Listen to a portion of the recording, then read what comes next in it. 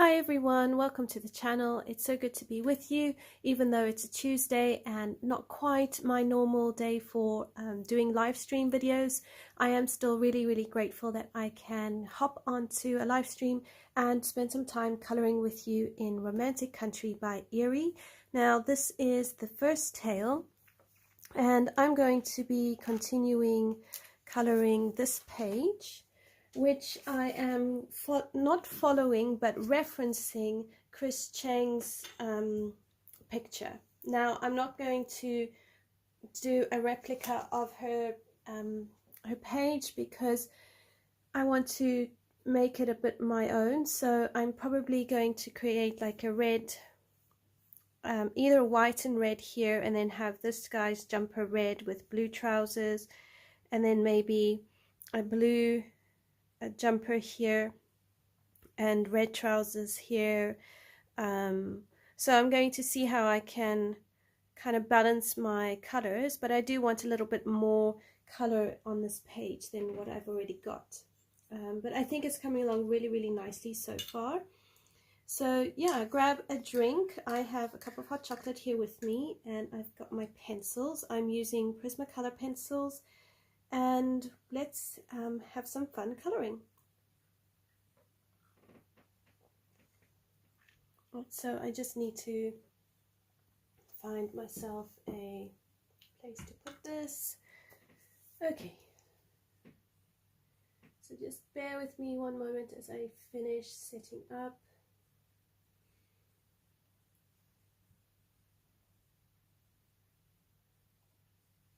All right, there we go. So let's have a look at doing the stones and fire and the rest of the logs. So for that we're going to need some of our colors. So I'm going to pull out some dark umber and some chocolate.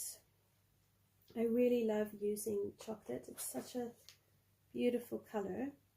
We're going to need a little bit of sienna brown. Actually we were using, I think, brown ochre. I'm going to need some cream, so let's bring out some cream for our highlights. I need to reorganize my pencils again. It's getting all muddled up and I'm not sure what is what anymore. There's my sienna brown, and we can pull out brown ochre, and I want a black pencil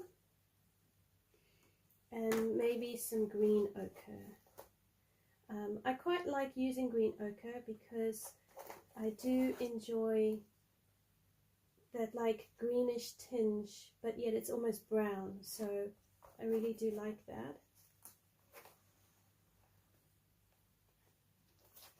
I just got to find it. There it is.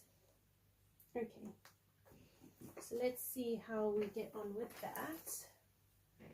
Alright, I'm going to zoom you in a bit more. Let's finish getting myself set up here. I've got pencils all over the place. I just got back from picking up my youngest child at, he went to Cub Scouts, so that was quite fun. Alright, so here what I'm going to do is I'm going to start firstly with my shadows. So for that, I think I'm just going to use some chocolate and just sort of come alongside here.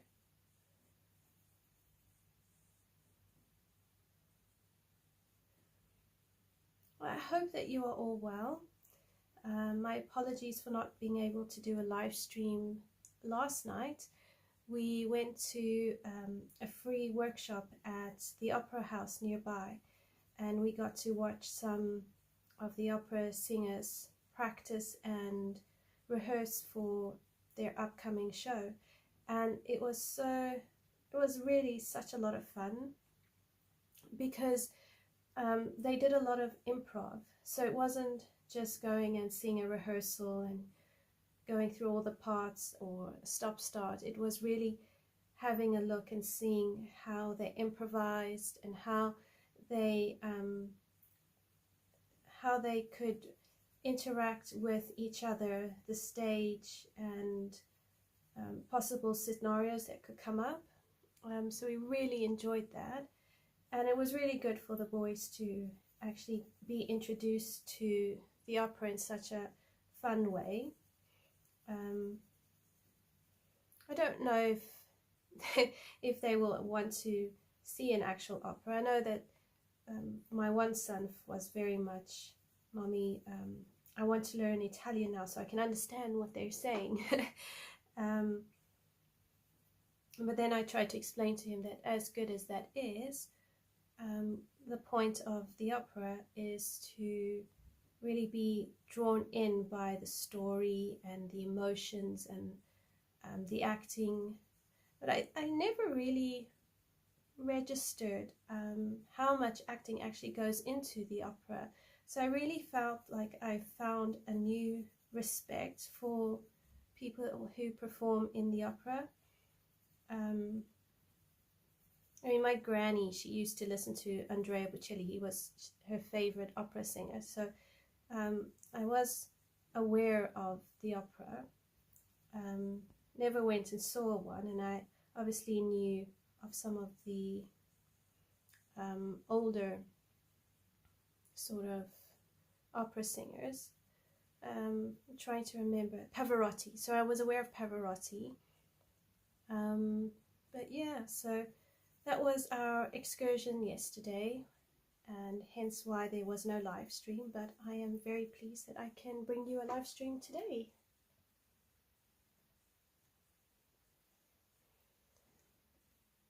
Okay, so underneath the pot is going to be quite dark, and here we need to really showcase that there's two logs, so we need this to just come up here.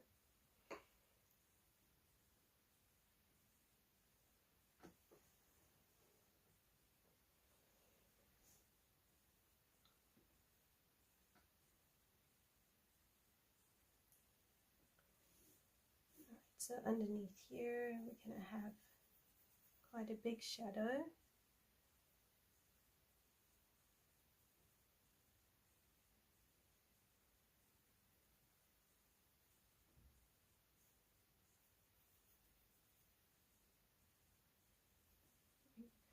Going to need some dark spots here and there, but this is going to be relatively light because it's really picking up a lot of the light.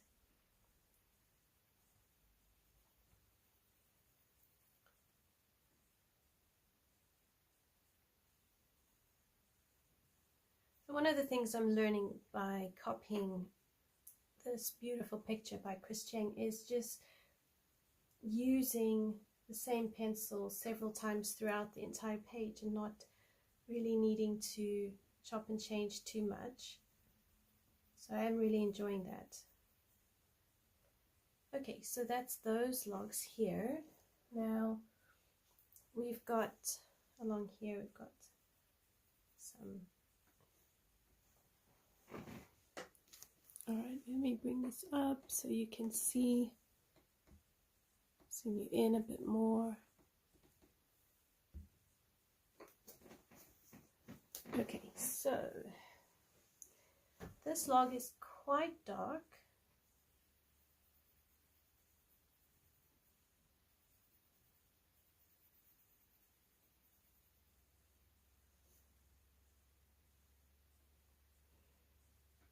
And in here we're going to make this dark, so because they're sitting on top of each other. And then underneath here,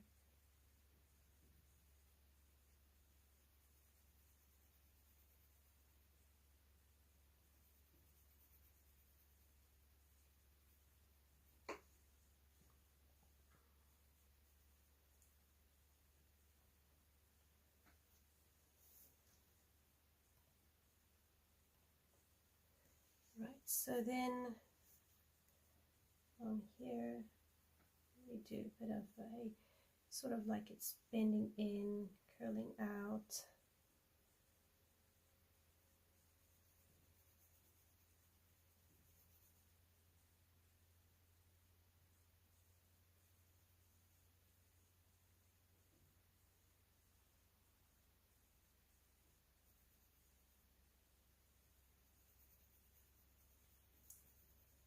So with the direction of the light coming from the right hand side, there's a lot of light being reflected over here and alongside here. So you really want to sort of capture that.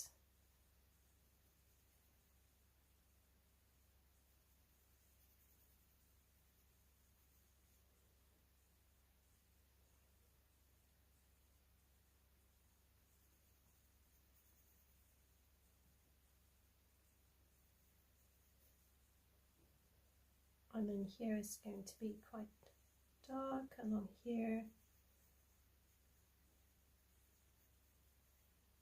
Okay, so now what we want to do is we're going to bring in our cream and just kind of put in some of these highlights.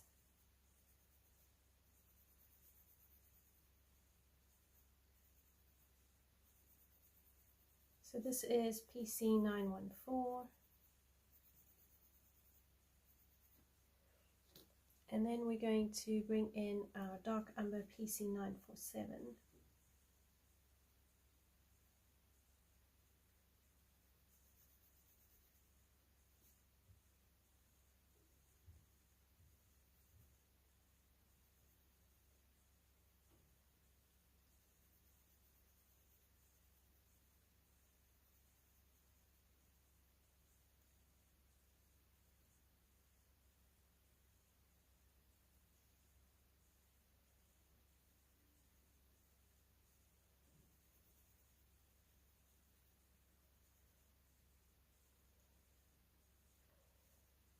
It was very exciting. I went into town today and I saw the Christmas lights are up. They're not working yet, in the sense that only one Christmas light is twinkling bright, much to my dismay. But you know, it just takes time. I don't think they're quite ready yet to switch on the Christmas lights in the high street. So everything has its time. And it will be lovely when they get round to it.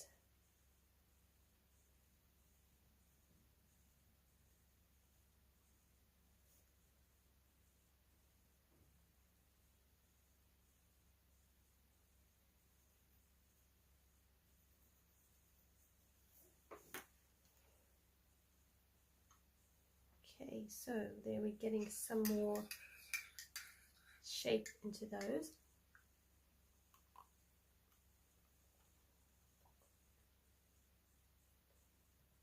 So now I'm going to use the same pencil and I'm going to come along here and just build up my shadows.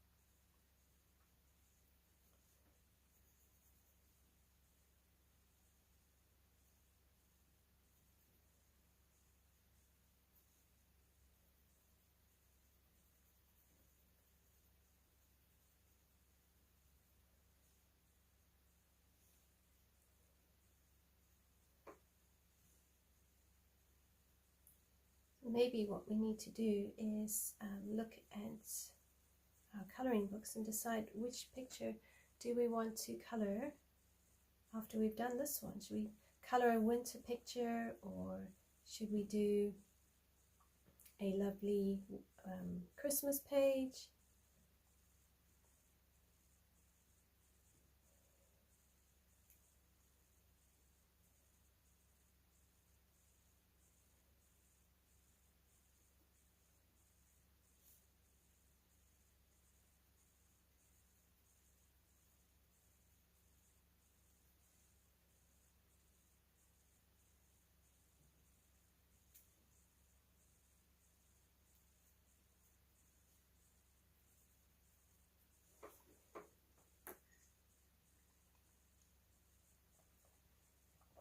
So this is green ochre PC1091,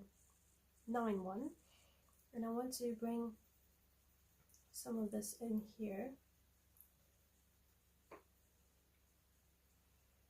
and along here.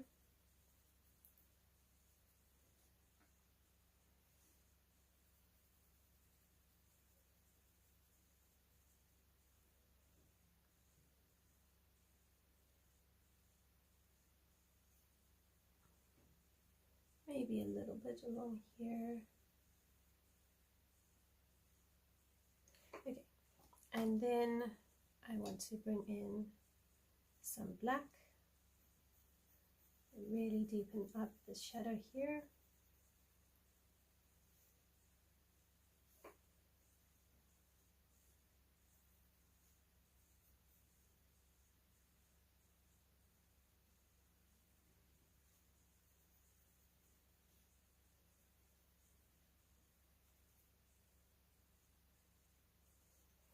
Alright, so now I'm going to bring in my sienna brown, and I'm just going to layer this up a bit more,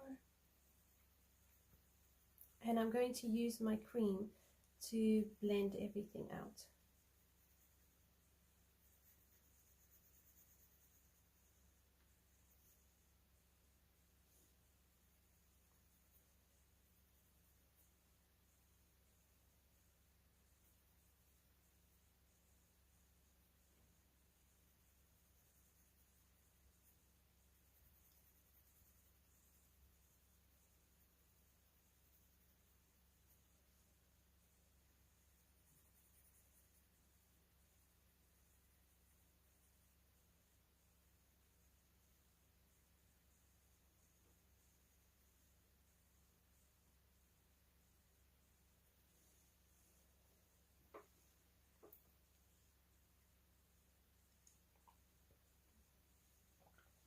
So here I want to bring in my sienna brown a little bit more.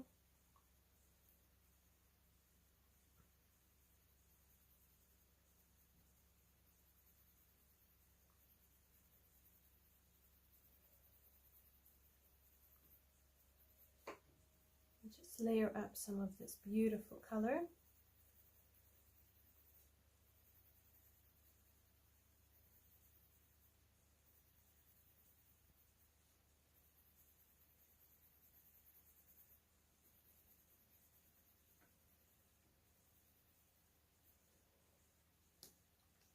Alright, so now here I want to bring in my cream again and just kind of blend this out just a bit more.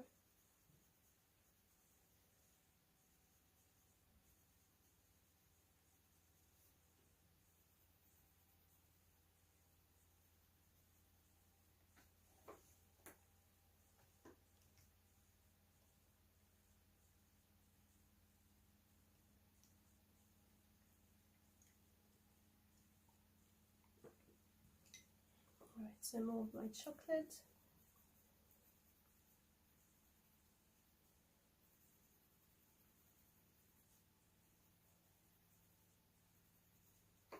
Okay, then dark umber.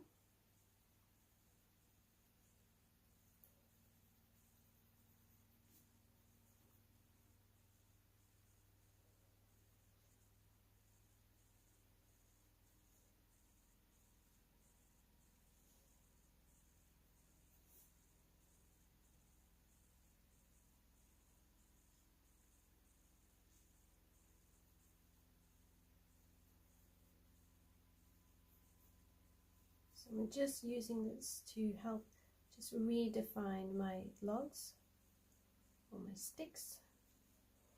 Alright, and then now I want to just clean off my blending pencil. I really like using a blending pencil. You just need to clear it off so that you don't smudge any other pigments into this.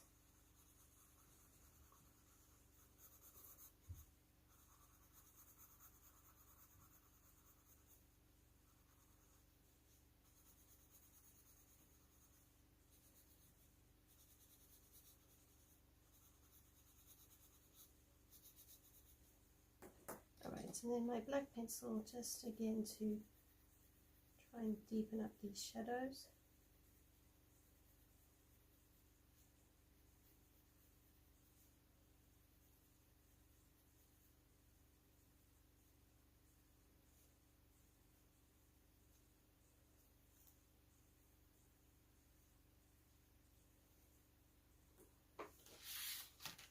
Okay, so those are our logs. Now we're going to finish up here. So I want my cream here, along here.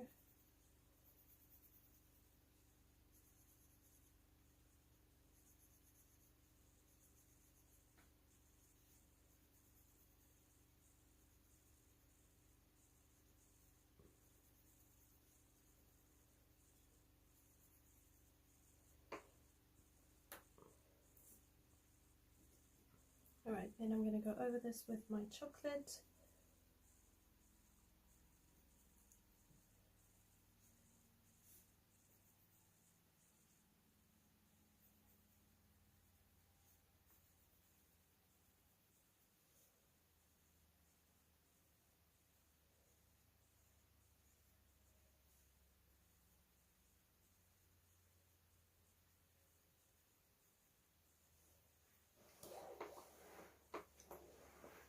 Alright, so back in with our dark umber.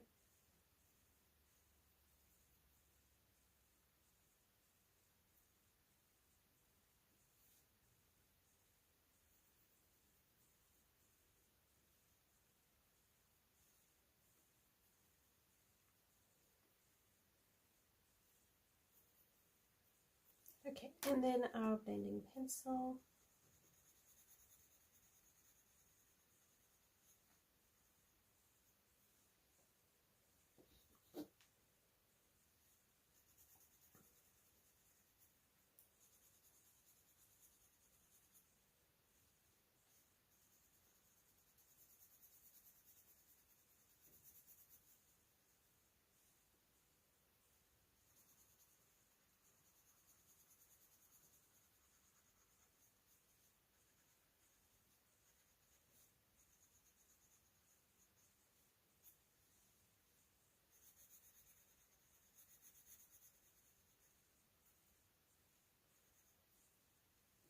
Okay, and then just checking that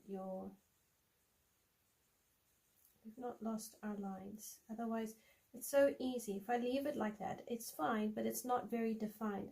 And sometimes we do need those black lines to just help us define our page and each item that's on it.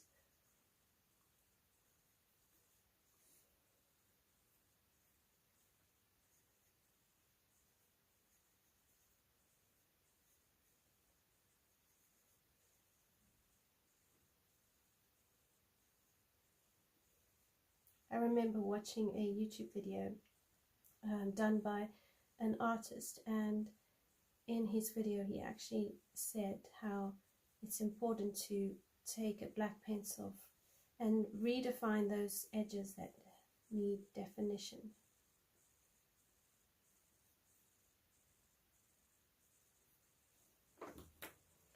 Okay, so now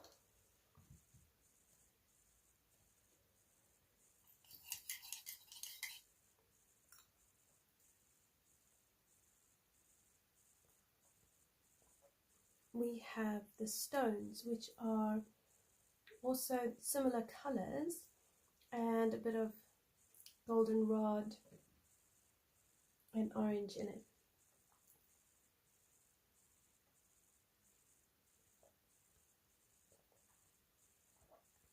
Okay, so we're going to need some orange hue, so cadmium orange hue,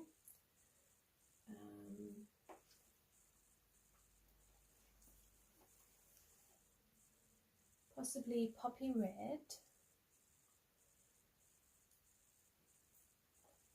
Spanish orange I think, no, yellowed orange would work, and maybe a lemon yellow. Let's see how these go. And maybe a jasmine. Okay, so here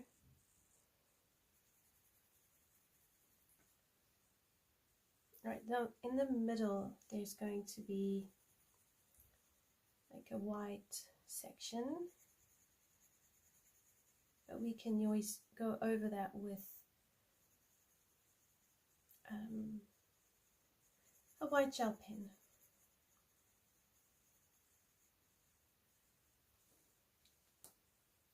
Okay, so that was the jasmine. Now I'm going to bring in my yellowed orange, and along here it's quite a lot.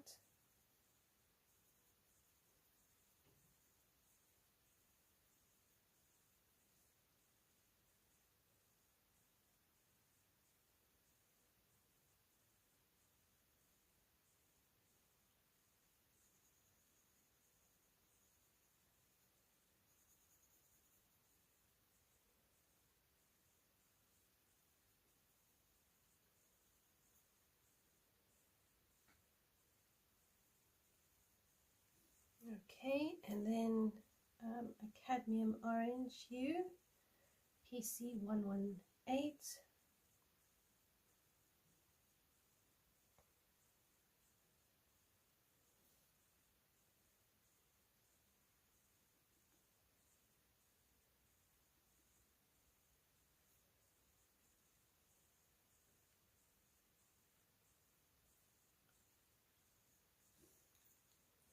Alright, so then here a lemon yellow. I'm just going to use that to blend it, and I'm also using the lemon yellow just for brightness.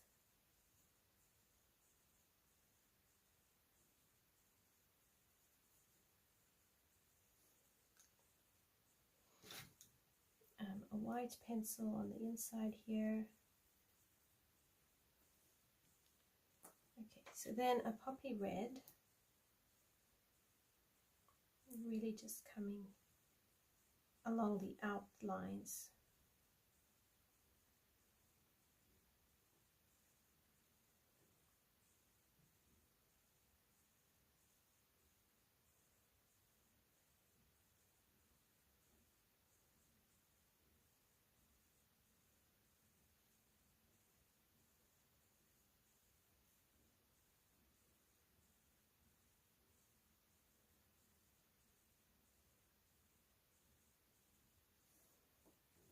And then I'm going to bring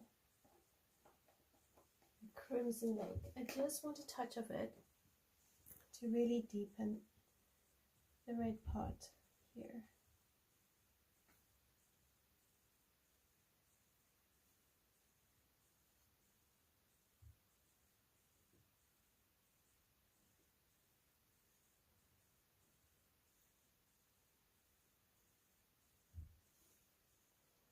Alright, and then take our yellowed orange and just sort of try and get rid of any lines, because I don't want it like streaky. And then I'm going to try glaze over that, so holding it pencil far back, just glaze over it some lemon yellow.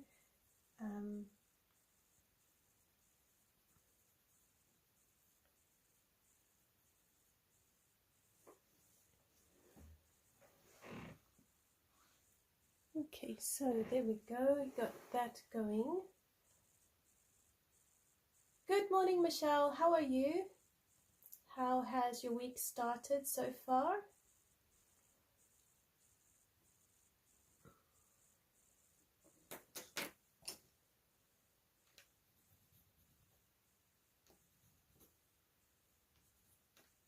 Okay, so here I want a goldenrod. I need a goldenrod.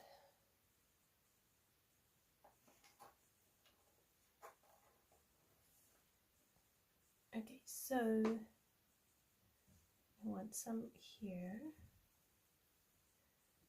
and along here. So this is just to help with highlights.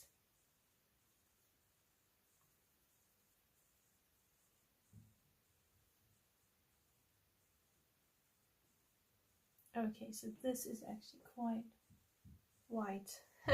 She's gone and actually colored this in.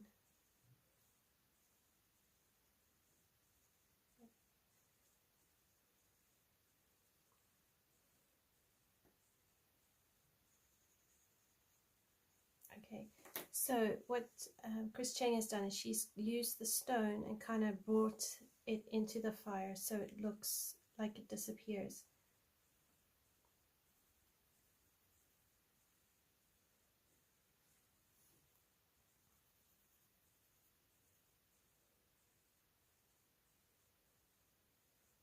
Okay, and now I'm going to use similar browns to what I did anyway with the logs and that. We are well, thank you. I'm glad that you are well. We do have a bit of coughs and colds going on in the house at the moment. Two of the boys have quite chesty coughs and colds, but you know, it's typical of that time of the year. Okay, so this is the green ochre.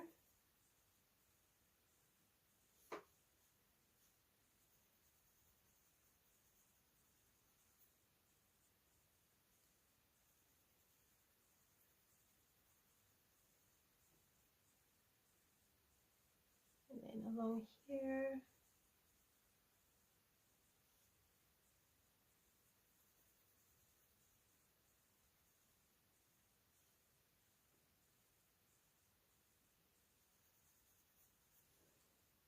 okay, so now I'm going to use my brown ochre.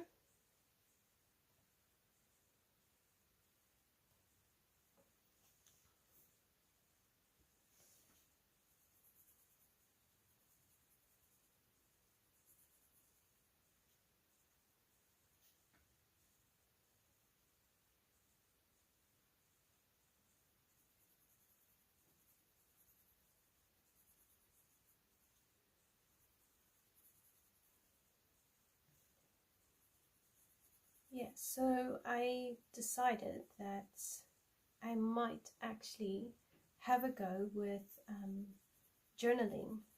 So I've been looking at junk journaling and creative journaling. I did look at art journaling, but I decided I'm not actually going to give art journaling a go.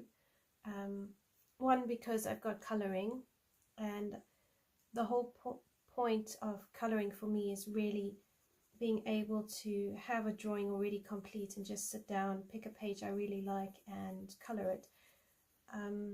So for me right now, doing an art journal it's just not really the thing I want to do. So I decided maybe I could give creative journaling and junk journaling a go. So because I like to write, I thought if I do creative journaling and junk journaling, I get kind of like the collage you get in junk journaling, and I really love the idea of making a journal, and then marry that with the creative journaling. Then I've got more space to write, but you can use the pockets and the envelopes to keep anything that I write that's lengthy. So I'm still playing in my mind how I want to put my journal for 2024 together. Hi Kenny, how are you? Oh, please don't worry about being late. To be fair, I am out of sequence to this week because we went to watch the opera nearby have their rehearsals, and it was a bit of a on the back of a workshop. We didn't go to the workshop, but we decided to take the boys to do that. So hence why I'm all out of joint this week. So you could never do any kind of journaling except for Bible journaling. That's cool. I tried Bible journaling. So my Bible is a creative journaling kind of Bible. It's got everything drawn in. But and actually that's part of what helped me get into coloring. I just don't talk about it too much. Mainly because I just don't think that that's necessarily something people want to hear. But yeah, so I did my creative journaling Bible, helped me with coloring and getting into it as well as other things. I'm using dark umber, but I think again it just came to with Bible journaling, I have too much to say, so, and then you've got the time of trying to think up how to illustrate the pictures, and so it didn't work for me. But I think the junk journaling could work, because then I can, you know, make my own books. I quite like that it's a textured feel. Obviously I'm not going to throw coloring out of the window and do a complete left field, but I just really want to do something where I can write down, you know, what's on my heart and what comes out sometimes when I'm thinking of things and that sort of thing. So we'll see. To be honest, I'm not very good at journaling, so it could very much be a passing fad, and within 2 months that will be it. And then I won't touch it ever again. Most of my journals are notebooks, so as I read my Bible or if I go to church and I write notes, but I'm a bit bored because all I do is just writing, and it just feels a bit dry at the moment. So I'm hoping if I do something like creative journaling, I'll get a bit more oomph for myself. So I've gone and bought myself some nice decorative paper, and we'll see what happens.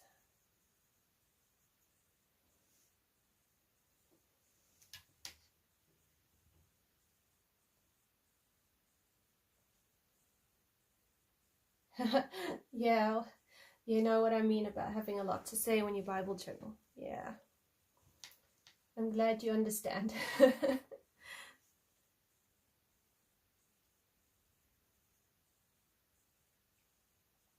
I actually used to have a website where I would write my thoughts and all of that down. So I had my own blog. And that was quite nice for a while. But then, I don't know, stuff happened, and so I stopped. But I wonder if I take up journaling again, if I can just unclog that. Not necessarily go back to having a blog and that sort of thing, because it takes up a lot of time, but this is cream. Just to be able to write freely again, that would actually be nice.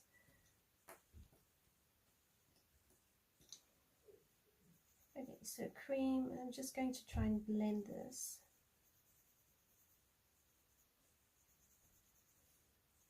Because these rocks seem to be quite light.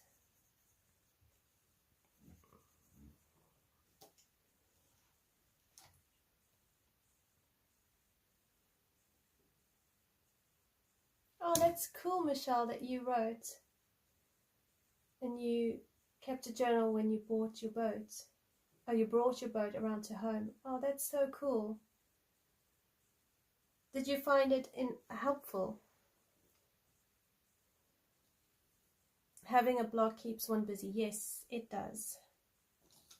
What I found hardest with blogging, I worried a lot about SEO and traffic, you know, getting people to my website, and it just felt yeah, it took a lot of work, and it was a lot of effort. I mean, I didn't do too badly, but then you've got a mailing list, and I think it just wasn't the right, it was right for then, but not right to continue it for now. And every time I thought to myself, felt in my heart to just not worry about all of that stuff, I could never actually get myself to not worry about it. So, and then, yeah, I became really aware of people's opinions, and I started to see a lot of tension coming in, especially towards lockdown periods, you know, with the pandemic.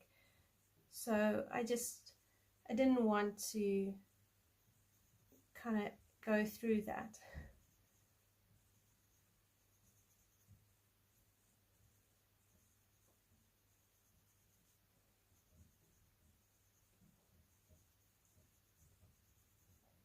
Okay, so here I think I'm going from Brisbane to South Australia. Wow, that is so cool. Oh, that must be such a wonderful memory to have, a journal documenting your trip. Do you ever look back on it?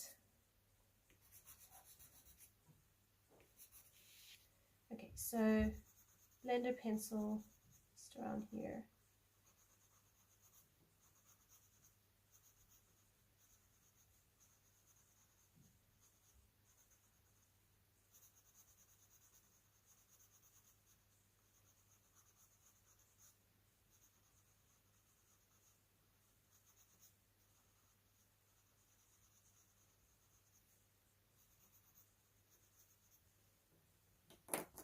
Right, I'm going to bring in a little bit of black just to try and just shape this all up again.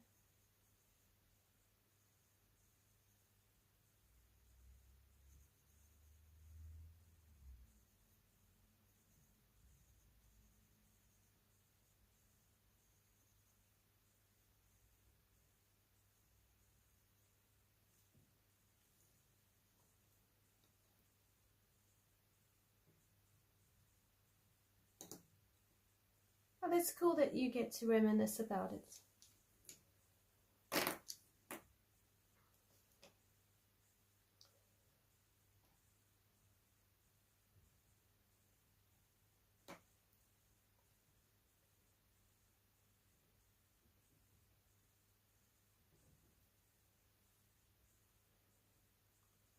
Okay, so now I have their boots. So if I use my cream again, I can kind of put in the highlights.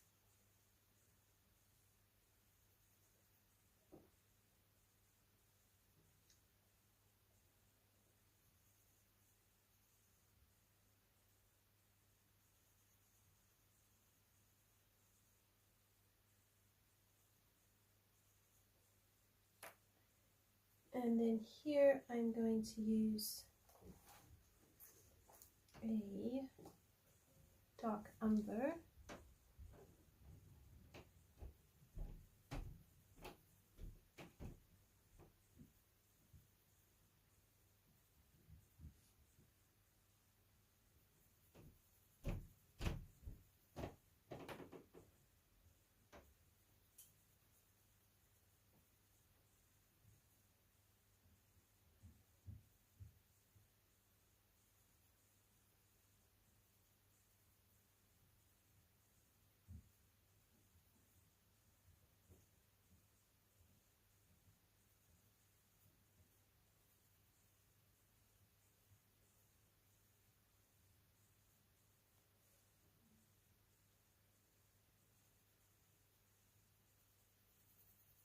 So I don't want to go too dark by the shoelaces because I need to go over the shoelaces with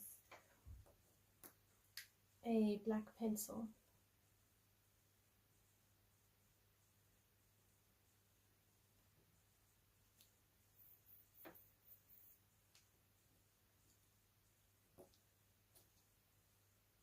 Okay, so let's see if I use a white pencil.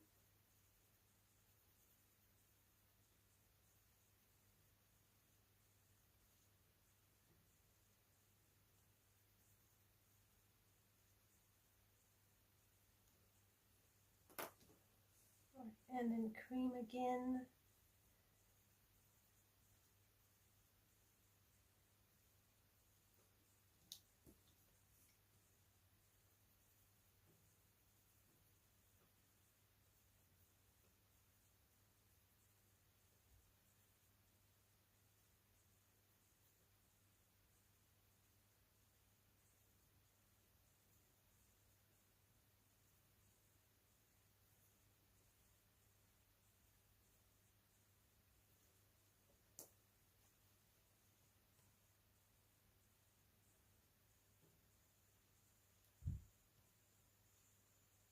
So if I get my blender pencil,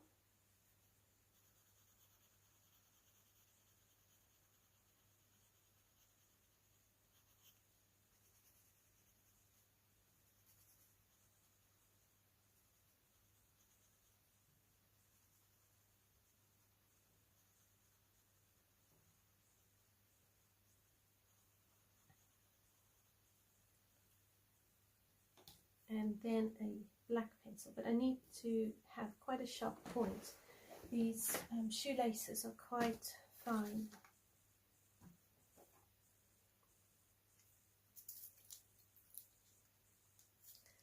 So Kenny, when do you have Thanksgiving? Is it this weekend?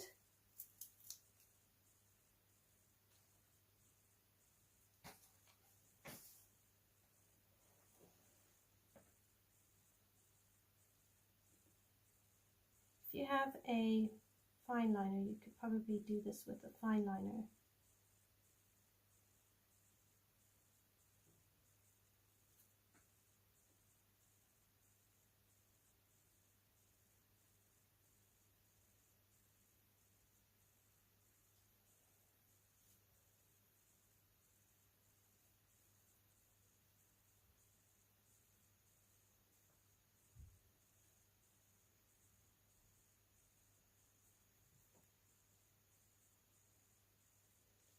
I saw some people were showing on Facebook that they'd done a Friendsgiving.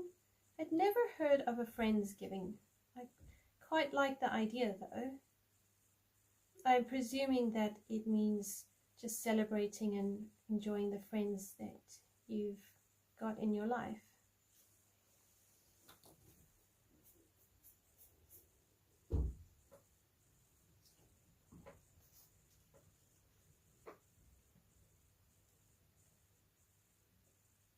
Oh wow, okay, so it's Thursday. Wow, that's soon.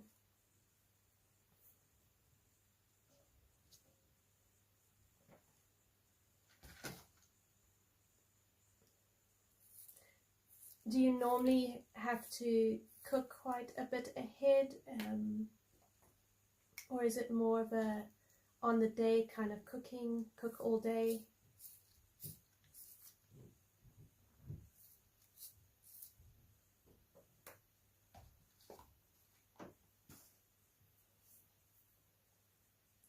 Right, so the bird is more white, so it can have a orange beak and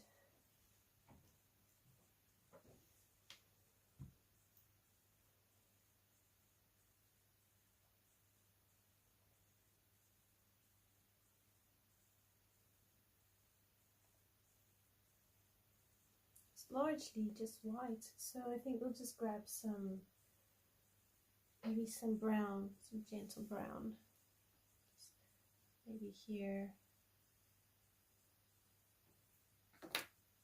and then use the white pencil and just push that around.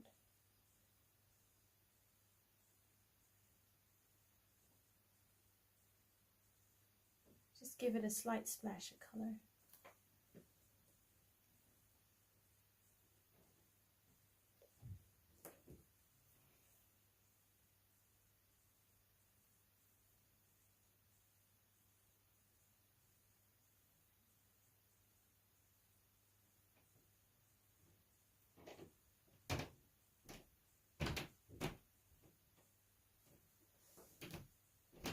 Very, very quick and easy.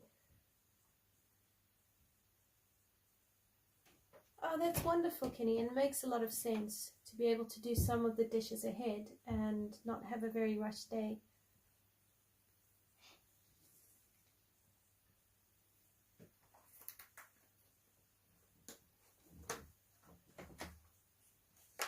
Okay, so I want to give the teddy beige, so I'm just going to give him a base of beige.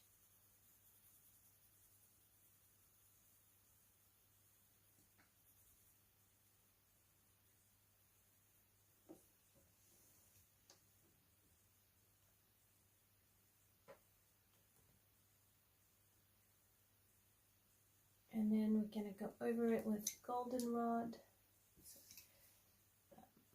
along here.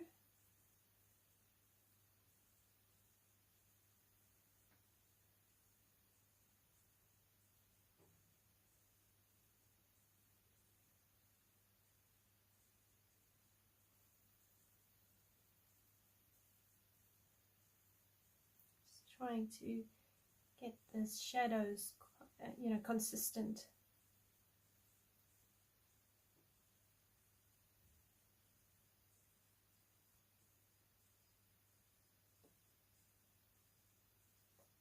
Okay, and then I think I'm going to use a bit of pumpkin orange.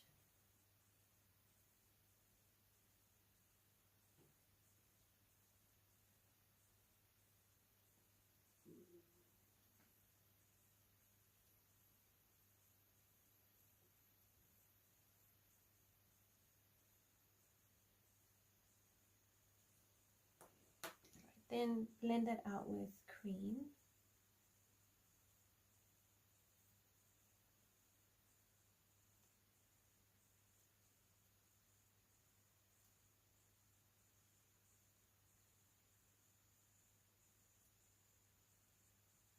Such a cute little teddy. Reminds me of my teddy.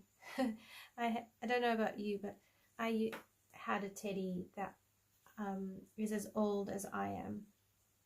And I always used to sleep with it when I was growing up until obviously the age appropriate time when you stop sleeping with your teddy bear. And yeah, I've kept it to this day. I still have it. I think he's hidden in some sort of cupboard. And he's nothing special. He's just a brown teddy with brown eyes. But there's something special about, you know, your teddy.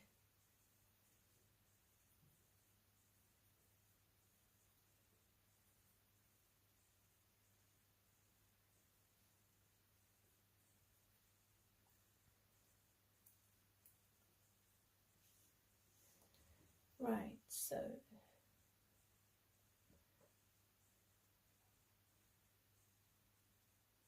oh, that's cool, Kenny, that your husband helps you make the dishes.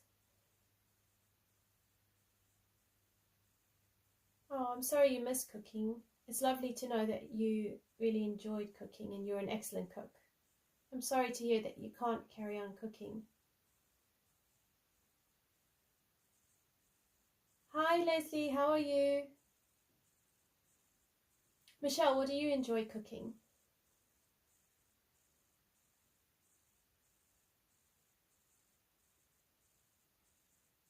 Oh, that's cool, Michelle. You have your Nan's teddy from off her bed. I knew my dad had a teddy as old as he was, but I don't know where his teddy went. I don't know if my mom's got it, but I remember seeing it at my granny's house whenever we'd go visit.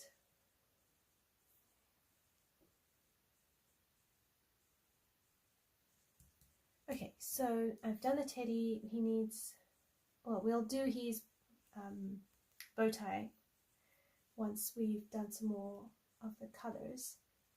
Right, I'm going to do this guy's boots and I'm going to make them a bit more chocolatey.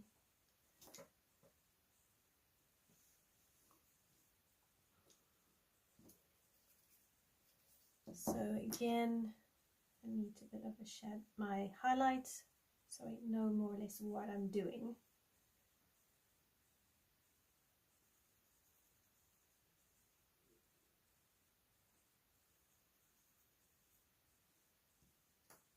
I need some black along here.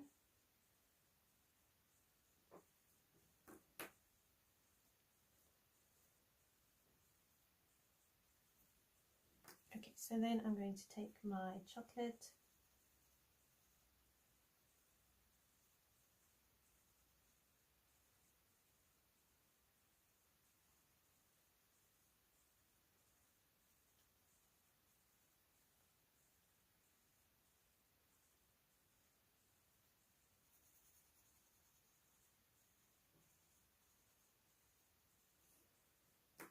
And then I'll do the dark umber.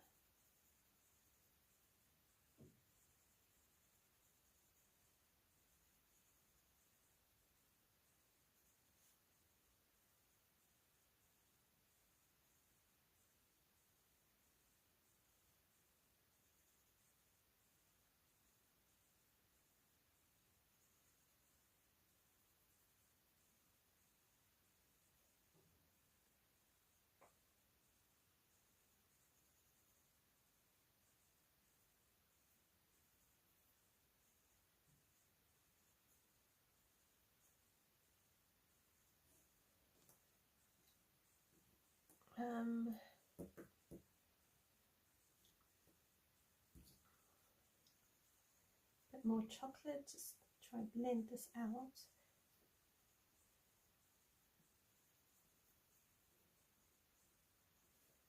Okay, then my blending pencil. I feel like I'm trying to work and adopt this blending pencil as my new best coloring friend. It really does speed up the coloring process just a bit more. And maybe it's just because it works on this paper. I'm not sure. At least it doesn't give grey streaks. I've had blending pencils before and I've used them, and then I've got this horrible grey streak running through my page. Oh wow, Michelle, you made homemade pasta, seafood, raviolis, pavlova. Yum. Oh, and a good curry night. I love curry. Oh wow, you like mild curries. I love hot curries. In South Africa, you get the Durban curries, and they are piping hot. I mean, it's probably like 4 or 5 chili if you were to go to a restaurant, but they are absolutely delicious. The family tends to tease me a bit about making my curries a bit too hot, because I sometimes can be a bit heavy on the chilies without meaning to. So I do have to be a bit more careful and make sure I don't make it too hot. But I didn't learn how to make a Durban curry. I used to find restaurants. We knew people way back who were Indians, and they would cook curries. So sometimes I would go pop into their cafe and order one of their curries, which is just absolutely delicious. Okay, so that's boots and all of that. So now we need to do the pancakes, and the pancakes are easy. So this bit here is cream. So I'll bring this down a little bit. And so right now I'm still kind of following Chris Chang's picture, and I'm still using it as a reference, but I will deviate soon enough. So this is Goldenrod, and then if I bring in some of the pumpkin orange,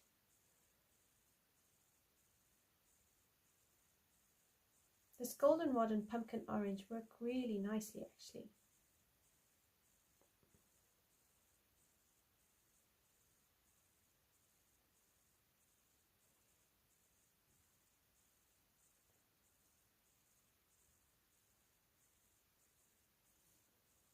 Okay, and then maybe we'll add in a bit of sienna brown just to brown it a bit.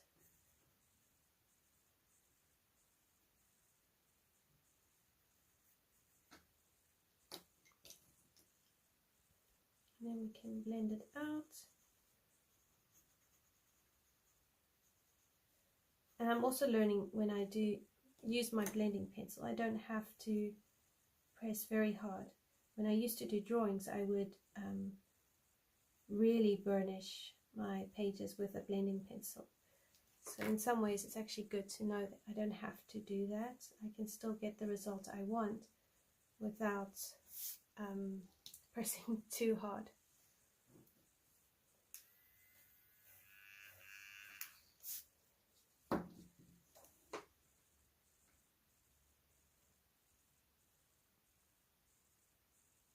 Oh, absolutely. The amount of spices is mind-blowing. I do think that making a good curry is an art form unto itself.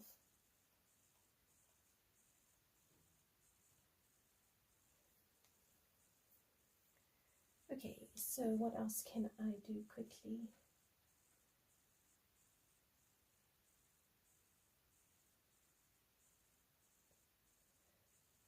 Okay, Okay, I think I'm going to deviate. So here I'm going to, I was thinking of actually doing like a, I want to try and do a muted red. So maybe we can use some mahogany red, maybe some Tuscan, well, I don't know about Tuscan red, but maybe terracotta and henna. So it's not like a vibrant red, but it's like a weathered red. And maybe we can use some black grape, or I don't know, maybe black raspberry is better. Well, let's use black raspberry. And seashell pink is like a highlighter. I do like seashell pink for highlights.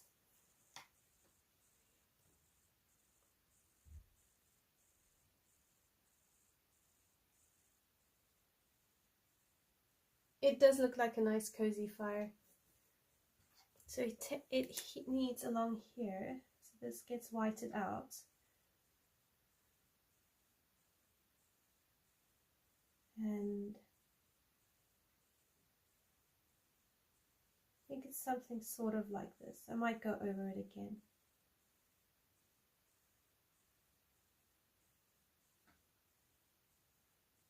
Bring the white down onto the rock.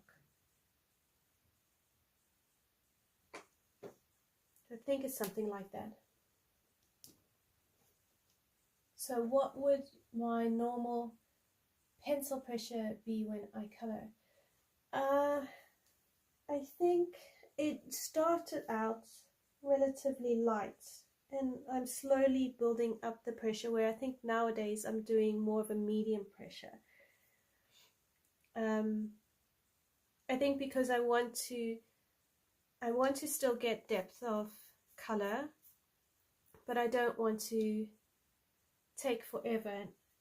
I do want a little bit more speed in my coloring, because I find if I take too long I get frustrated, and then I don't finish the page as quickly. So I am trying to work on that. So I think my pressure at the moment is more of a medium, and then depending on the pencil, it sometimes can be unintentionally a harder pressure.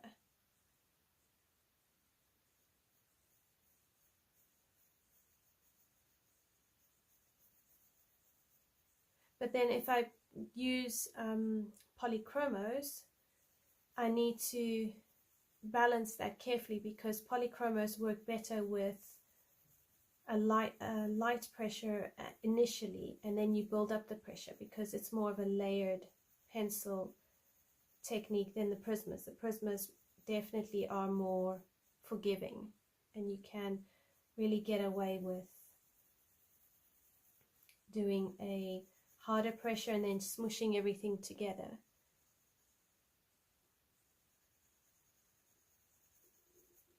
So I think I tend to do a bit of a faster movement, medium pressure, and with my Prismas.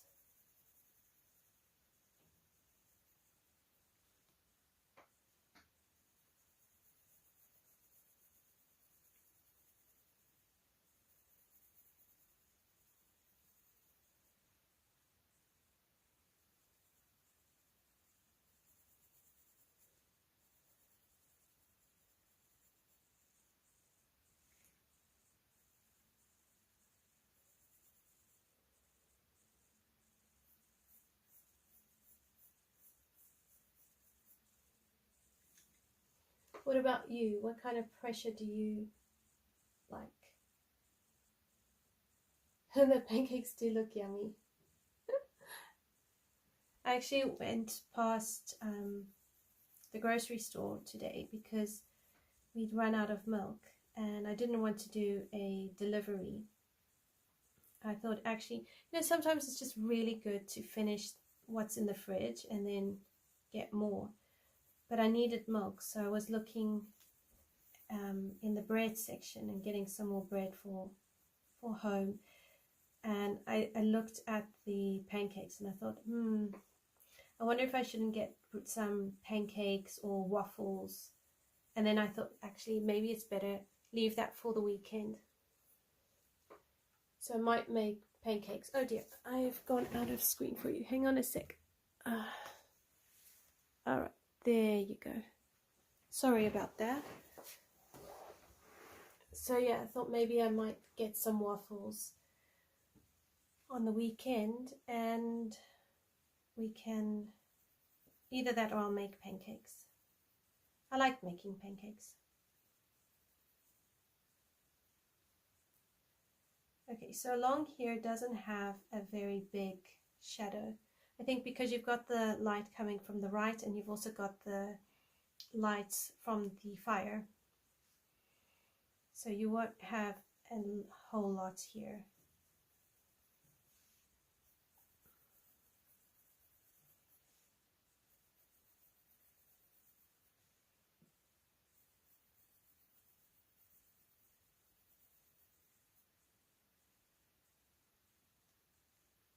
Okay, so then around here we're going to have some shadows. So I also find when I'm not 100% sure of what I'm doing, I tend to use a lighter pressure.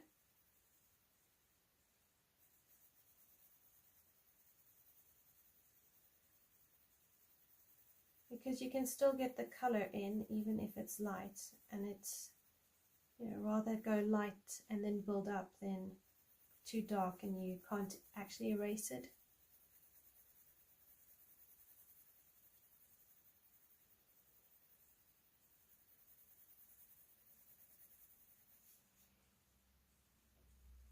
And every time you go over, you're creating a layer.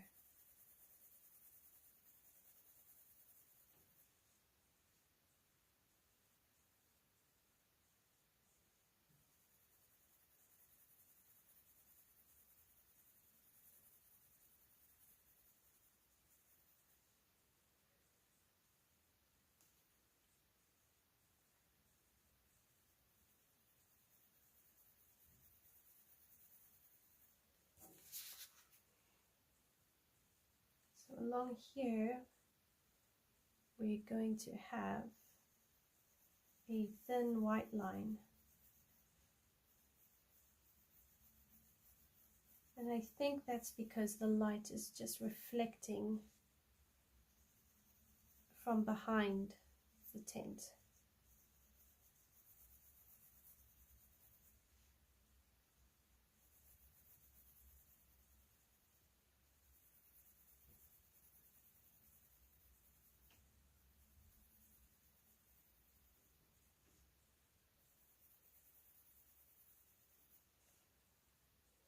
All right, so something like that.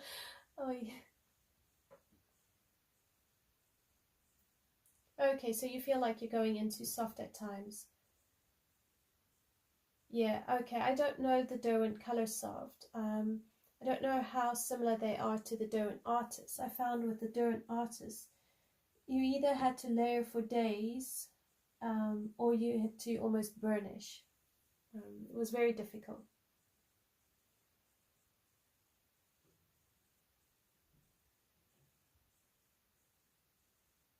I wonder if it's not the pencils, Michelle. Maybe they are not as pigmented as you'd like. Or maybe they're not working as well with the paper. Do you mainly use the Derwent Color Soft?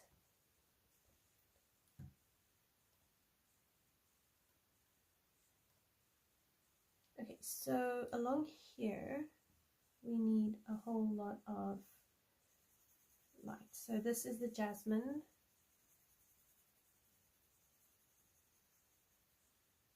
And we need it this side here. And then I'm going to take the Goldenrod. Let's try to deepen it up a wee bit. And then the cream.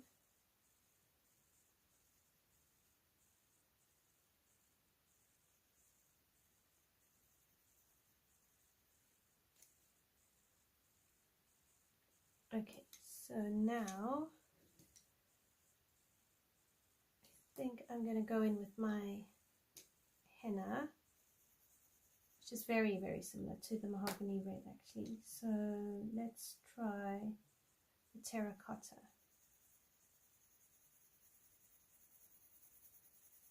And I'm going to try and bring this out.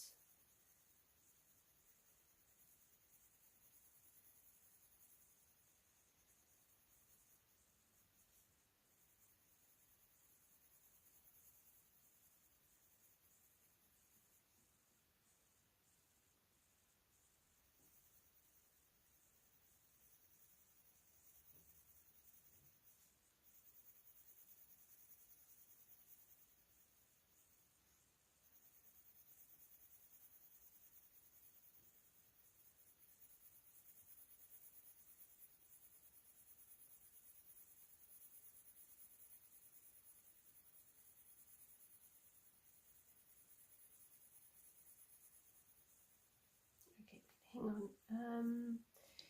I need to leave a white line somewhere along here.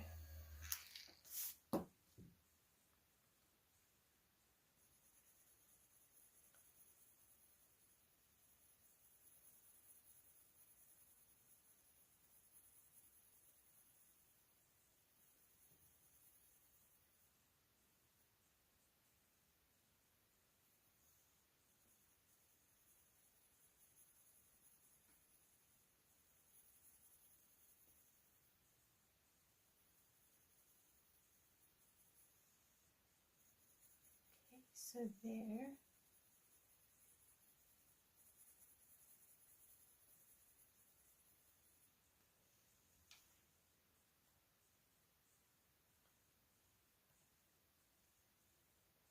And then this is going to be quite a lot of terracotta.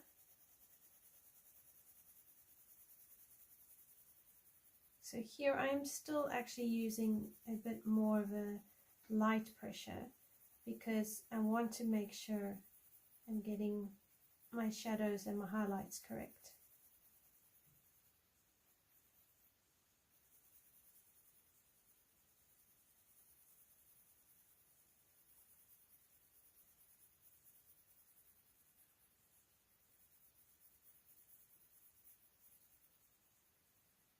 It's really hard sometimes to know exactly how much pressure to put and when to put it.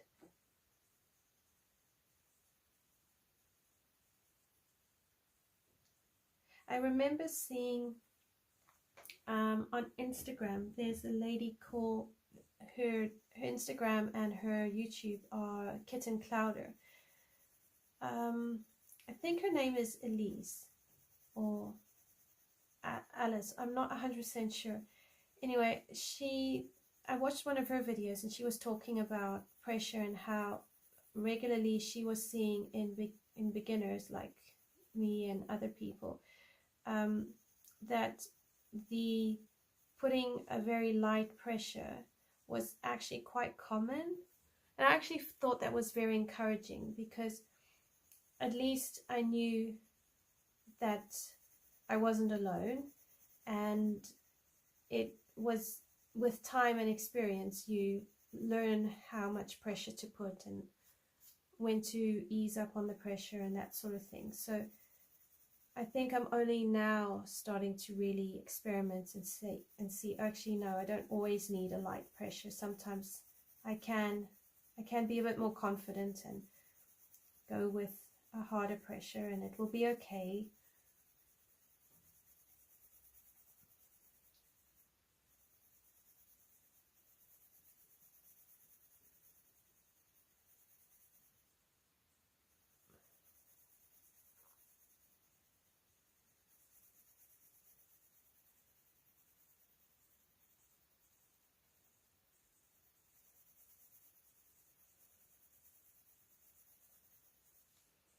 So I suppose my encouragement is that we're not alone with struggling to know the pressure.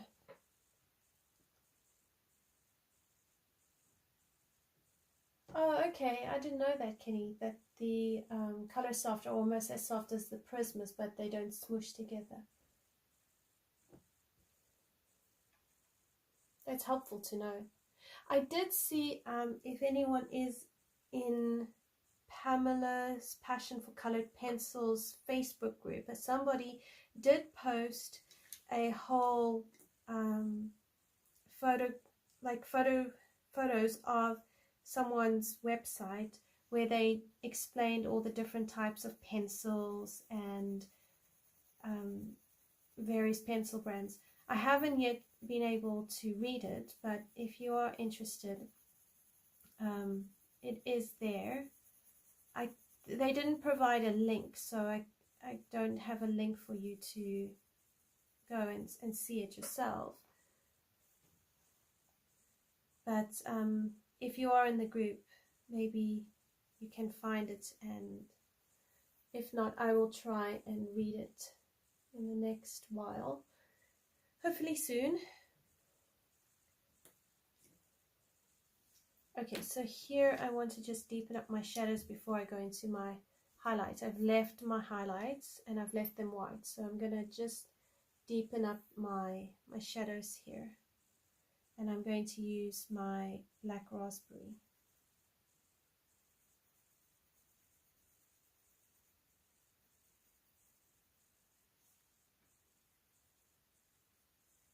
Yeah, I think confidence plays quite a big role in how we color.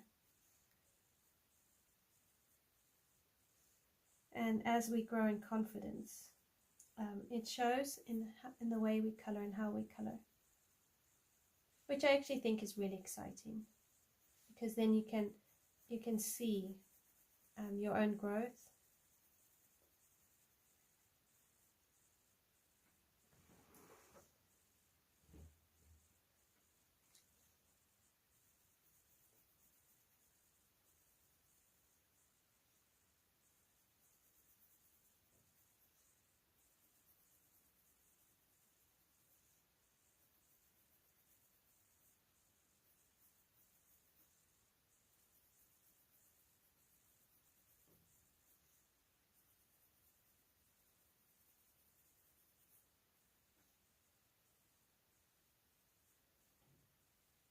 I wonder if the color softs just need a lot of layers. I wonder if that's like a Derwent thing, where their pencils are just more of a layering pencil than I put next to each other and blend them together.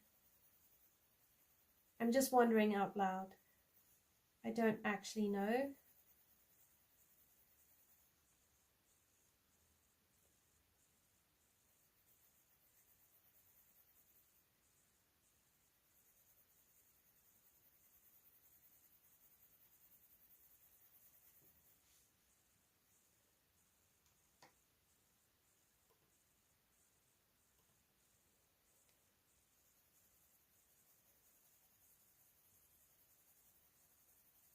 If you do light layers like what I'm doing here, you're getting the blend of the colors more. So when you layer them up, you can actually change the colors. Whereas here, where it's darker, it's more prominent.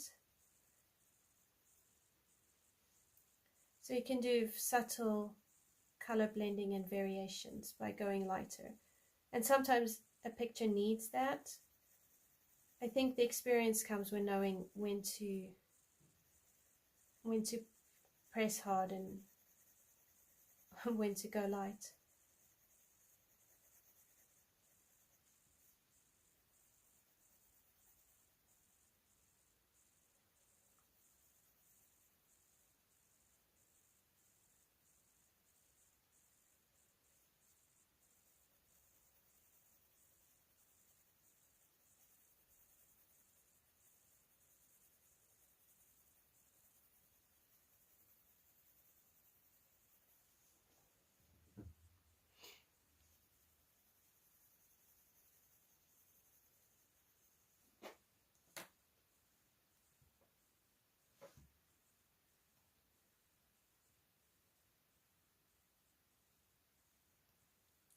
Okay, so now I'm going to use my seashell pink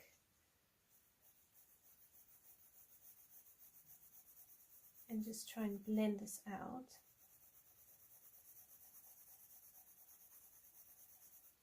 You can also go different directions, and that can also help with the layering. But here I'm not pressing very hard because I want my lights to be quite light. I don't want them to be lost amongst all these other colors.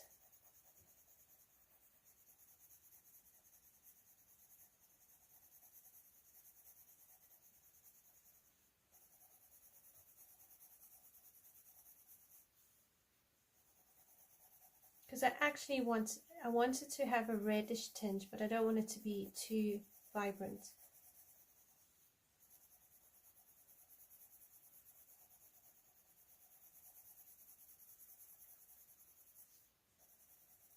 And if you do press quite hard, but you don't want to have too much pigment, you can just hold the pencil further back, which is kind of what I'm trying to do here.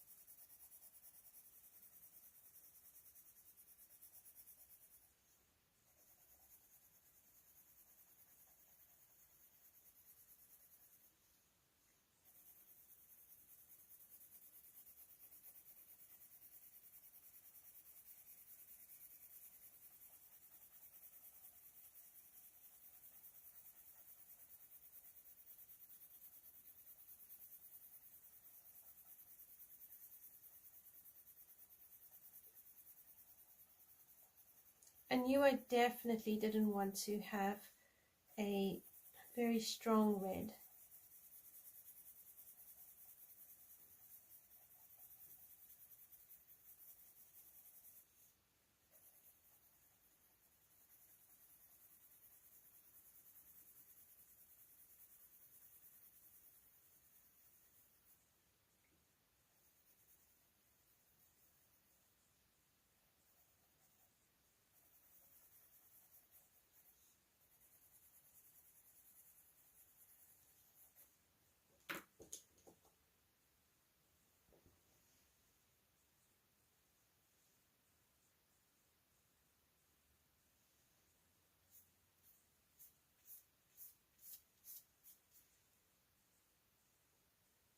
Yes, practice, practice, and more practice. It's always a good thing to just keep practicing. And also figuring out how you like to color, because the way one person colors is not necessarily the way that works for you. And you know, I think it's also learning your style. So this is a 90% French grey.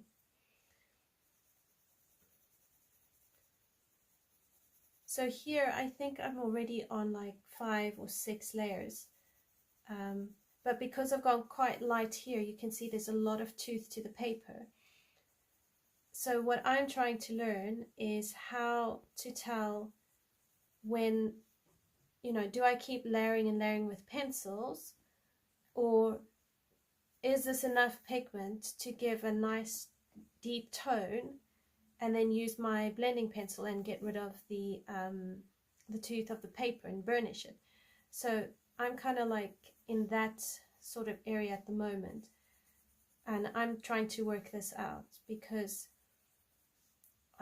I think the blending pencil definitely helps speed up the process, but I don't want to lose good tone. I really like vibrant colors, so that's just what I like, and I'm trying to figure out, you know, at what point have I reached enough color, and at what point do I blend with the blending pencil, that kind of thing.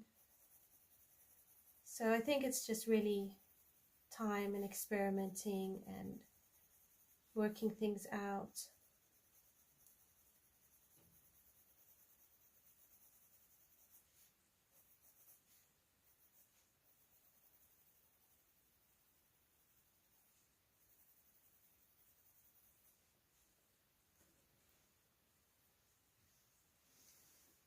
Okay, so here I'm going to use my cream,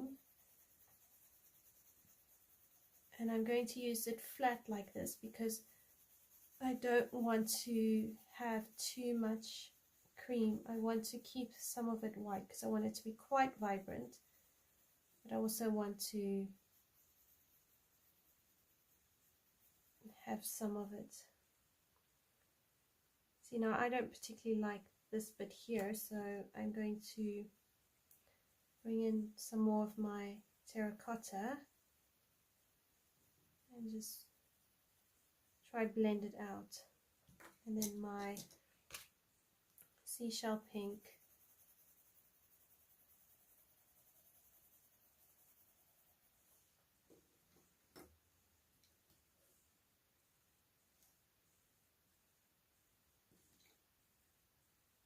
Okay, so now I'm going to bring in some of that henna because I don't want this too orangey. I do want it more reddish. And at the top here, I can feel I've got quite a lot of pigment. So here I'm probably more likely to start getting my blending pencil out. And how I can tell is that over here, there's more grip to my pencil, whereas up here where I've done quite a lot of pigment, it's kind of like sliding a bit more. I hope that's a good way of explaining it. And I think it's just because the tooth of the paper is slowly getting saturated, so there's not as much tooth to grip the pencil.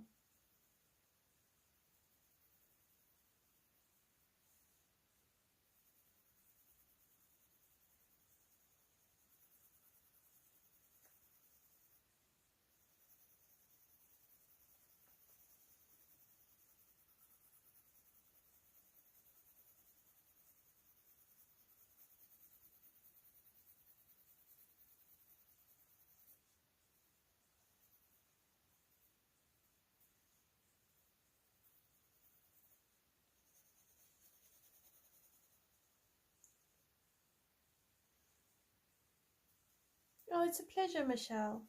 I'm really happy to just share what I'm learning on the journey, even though I'm not an expert and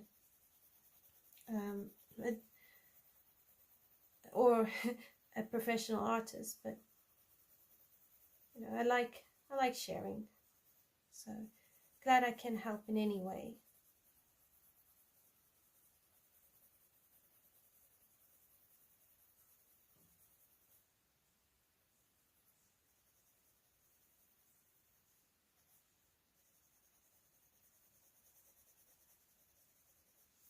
And I found also when I follow the coloring special effects books with by Helen Elliston, and there she often in her tutorials talks about use a medium pressure here, and I've been surprised because there have been times where her tutorial will say to use a medium pressure, but I would have used a lighter pressure.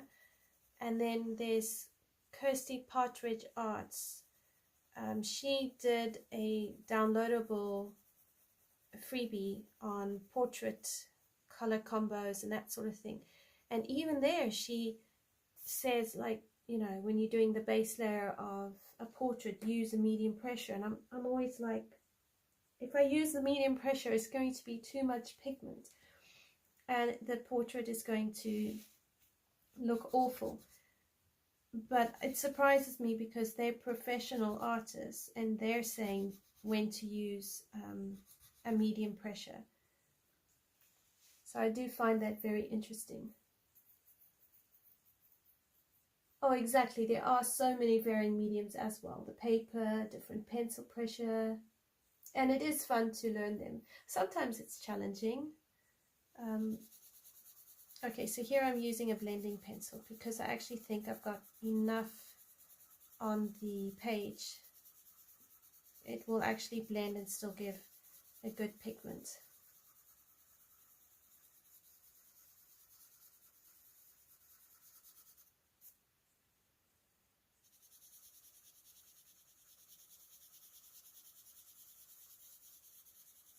And here I'm trying to go in a circular motion because I'm trying to make sure I get a smooth blend and I don't have too many hard lines.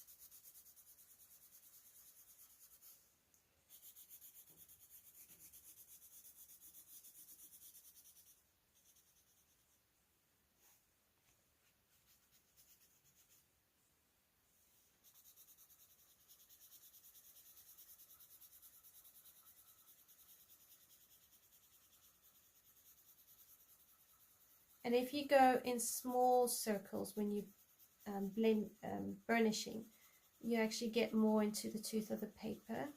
So I find if I use the little circles and I blend this way, small and slowly, I get a much smoother finish. But I don't have to press terribly hard because the pencil is designed to get most of the tooth of the paper. And I sometimes can still go back over and just add in a little bit extra pencil work here and there.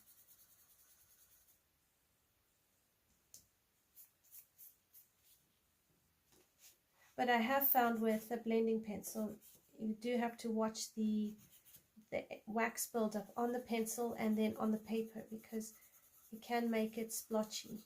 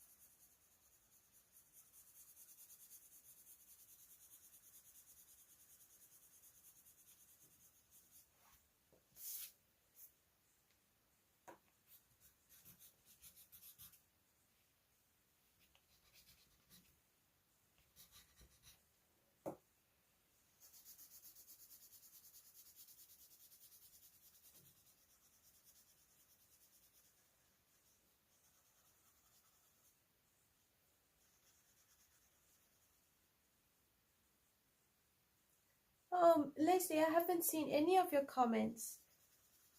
I'm sorry.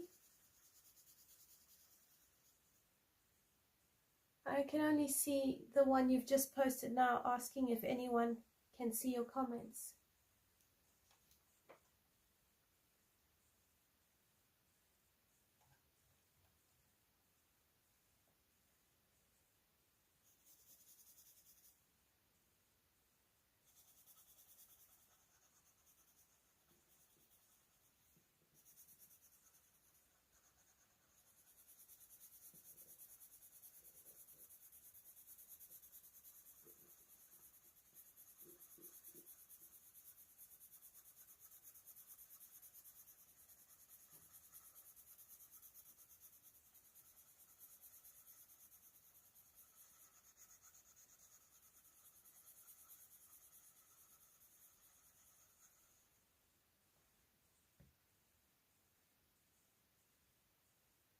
Oh wow, yes, Leslie. Varying pressure can help create all sorts of effects. So what sorts of effects can varying pressure produce? I'm very intrigued.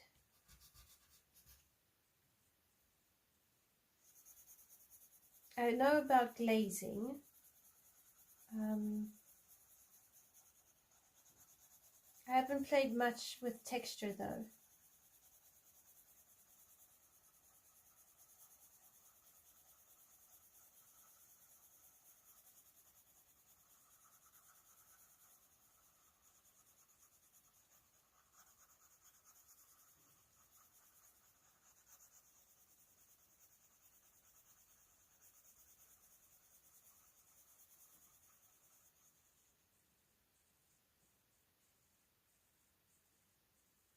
Okay, texture, just distance and shadows. Yeah. Do you do any cross-hatching, those sort of techniques, or do you have just like one way of coloring?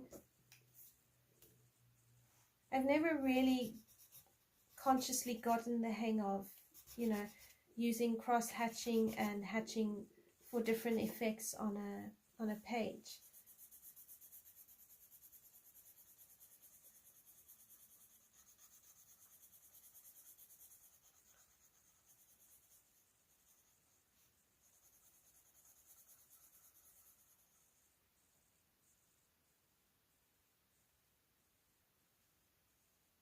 Oh, that's a good idea. Start with the page you don't care about and just experiment. That's a really cool idea.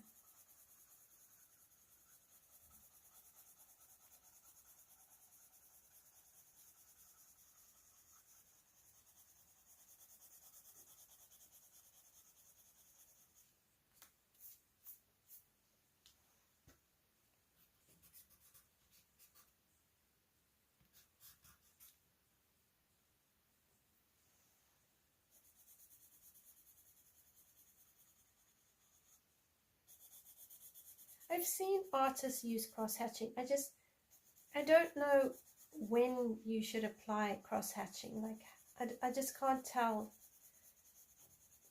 how to tell the difference between,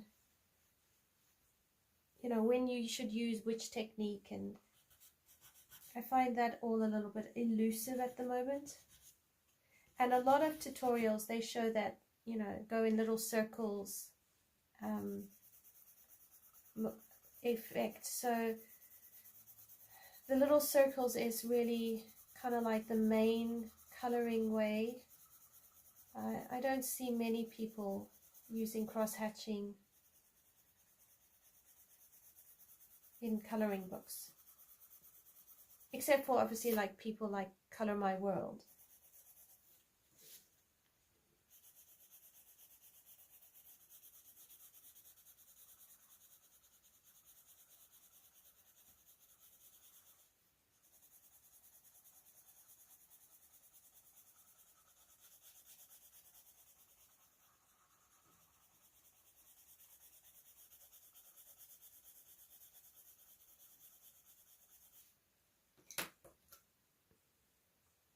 Oh, okay, you can cross-hatch any area. That's cool. It sounds like you and I color very similar. Circles, straight lines, all over the place movements. Yeah. All right, so this is the cream.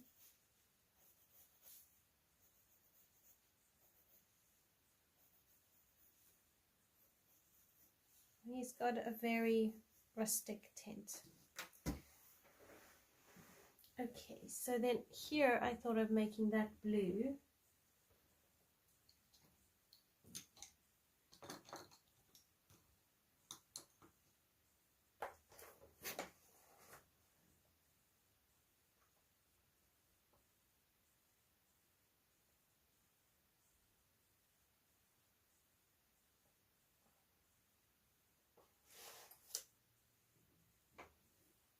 Okay, let's try Cobalt Blue Turquoise.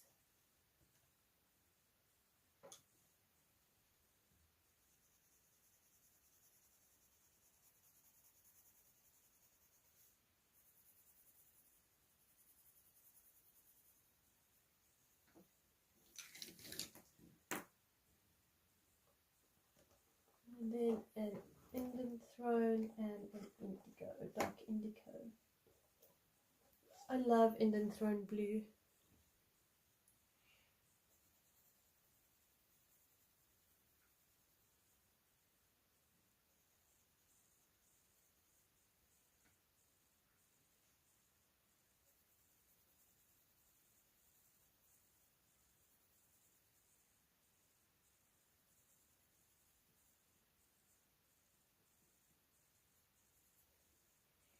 Okay, and then indigo. So here, like this one, I'm pressing quite hard. But I don't actually want indigo, I want black, because I want to make this quite dark.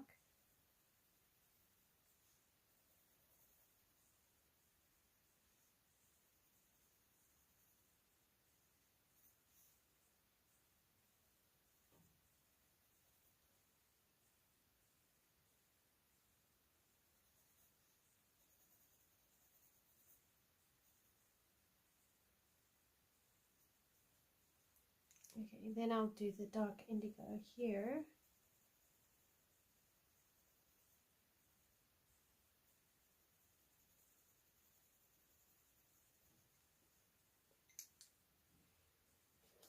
And I'll blend it with either a cloud blue or a powder blue.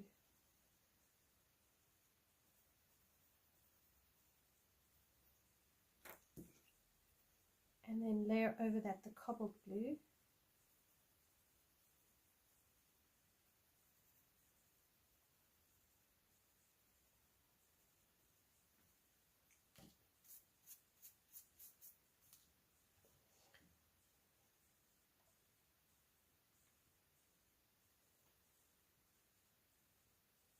Oh, I don't know if that's the right color choice.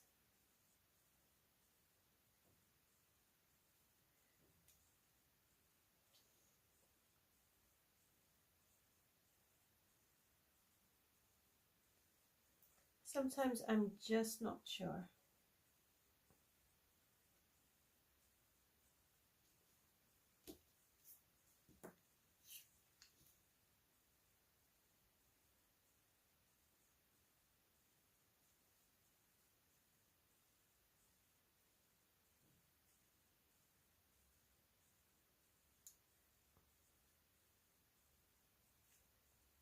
Oh well, never mind.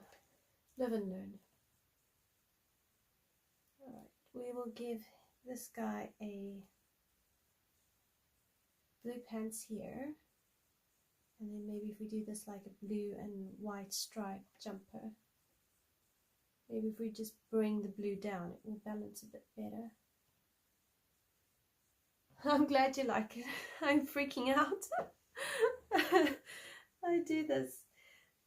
I don't always have it planned, and then I improvise, and then I second guess myself.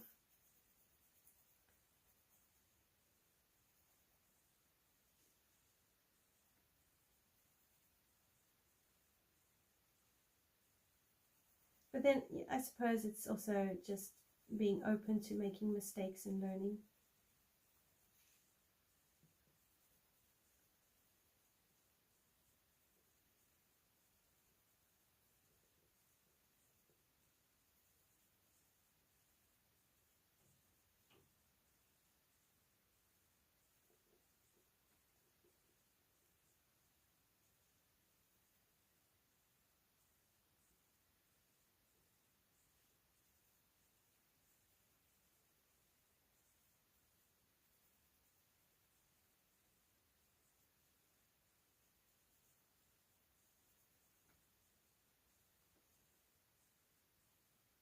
The scarf blue and the pants blue.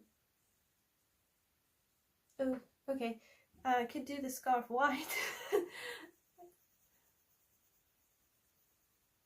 It's a good idea though, to do it blue.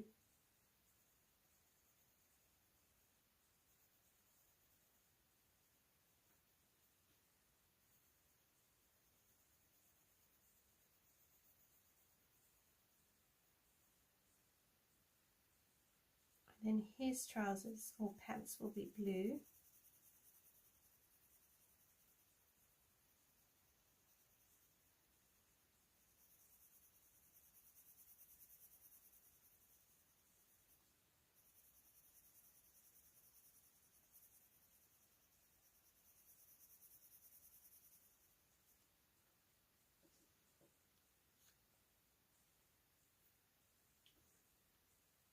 You don't always plan either. Glad I'm not alone. It's just sometimes the planning goes awry.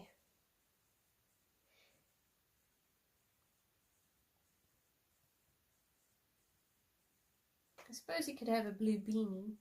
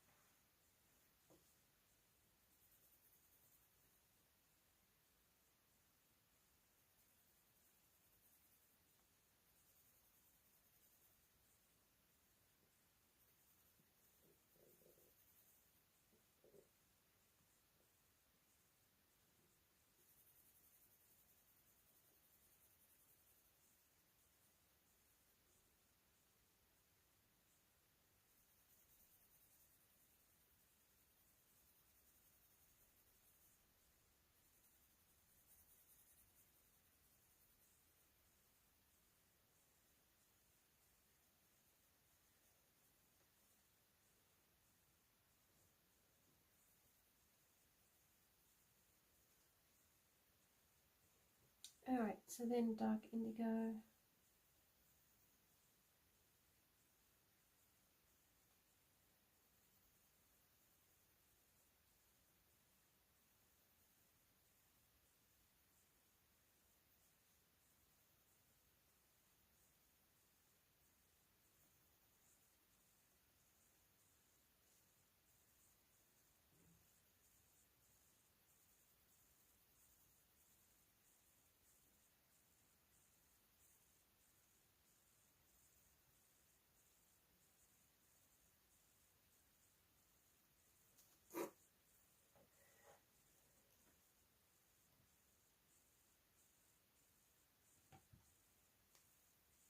Yeah, absolutely. Just balancing it, bringing it in wherever we can.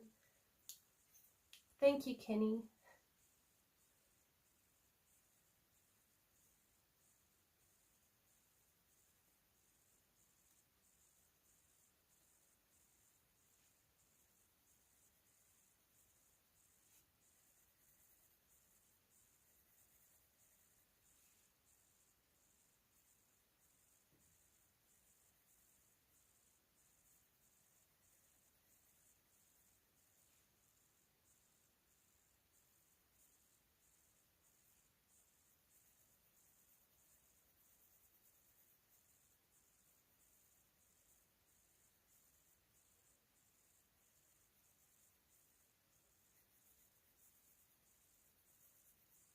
I mean, we could paint it, the shirt stripes white.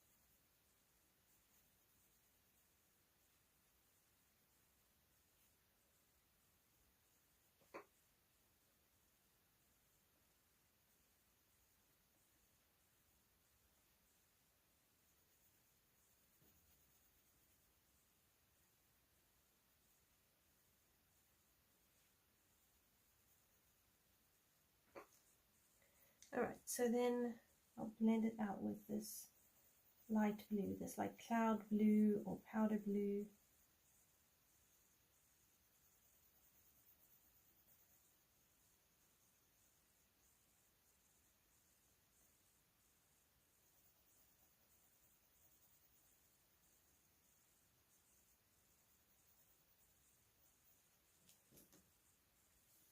And then just bring in a bit more cobalt blue.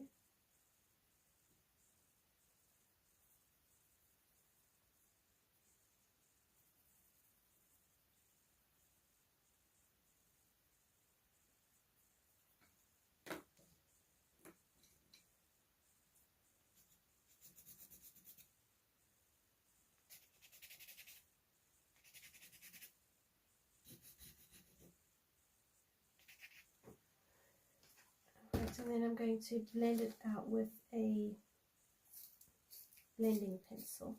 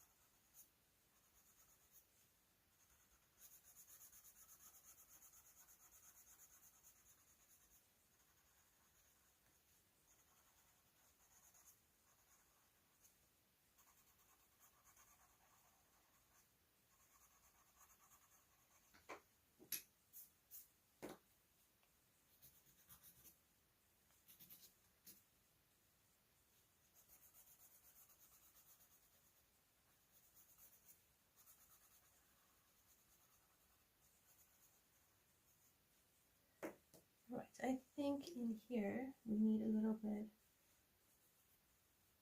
of orange, so it looks like he's got some food on his spoon. Hi Carly, how are you?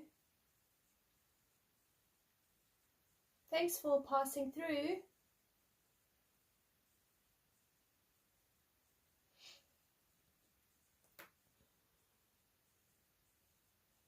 Alright, I think I'm going to give his hats a blue color. Oh, thank you so much, Carly.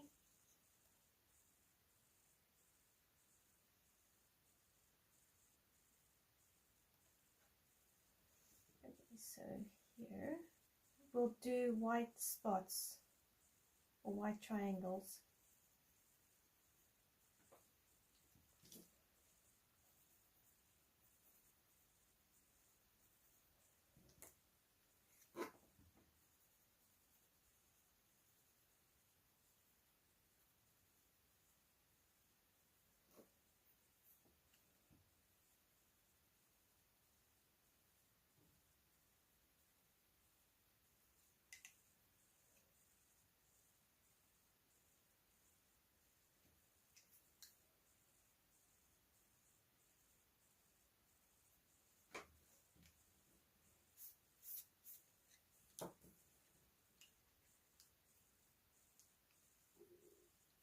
Okay, so then for his skin, I think let's use like a light peach.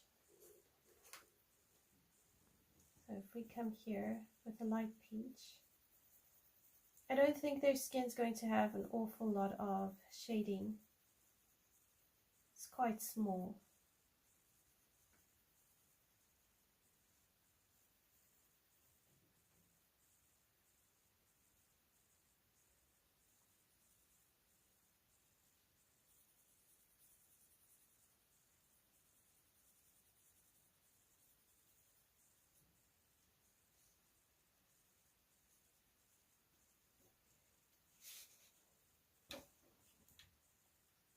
You're prepping dinner. Ooh, cool. What are you having?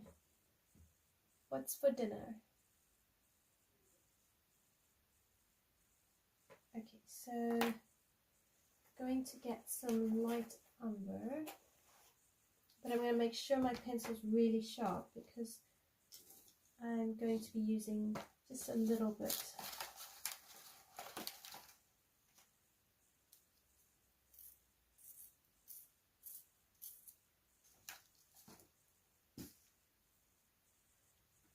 So let's see along here.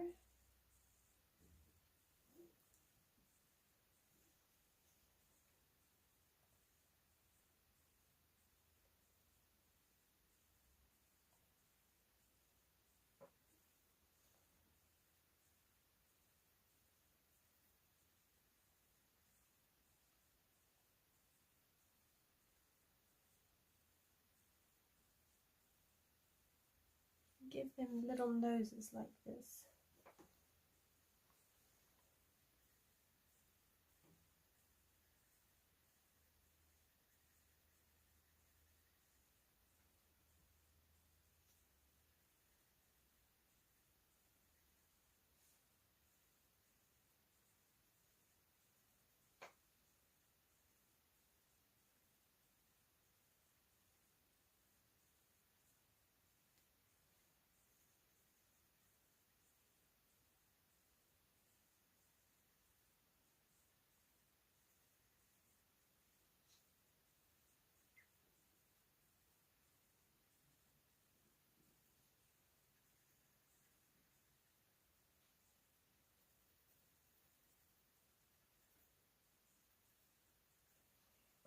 Okay.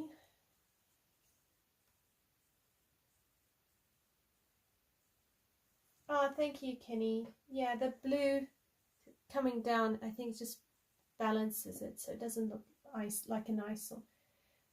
Oh, yummy. Mexican rice with chicken enchiladas. That sounds yum.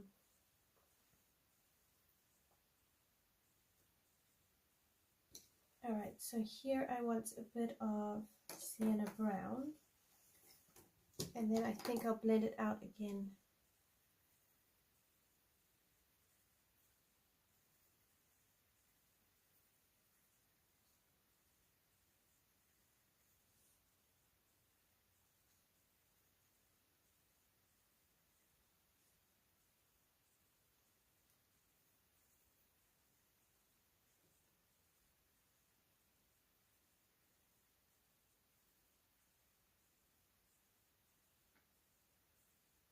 Just basically drawing a little triangle for a nose.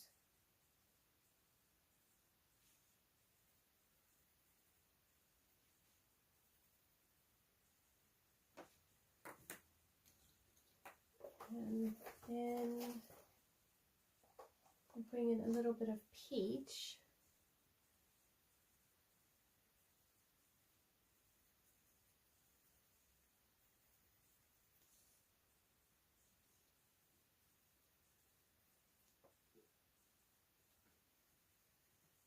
Because the peach just gives it a little bit of a pinky look.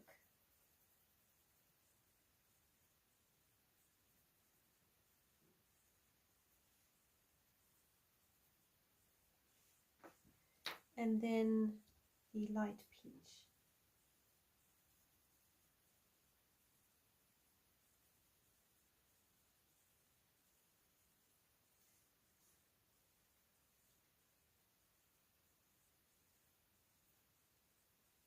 You can even add a bit of cream.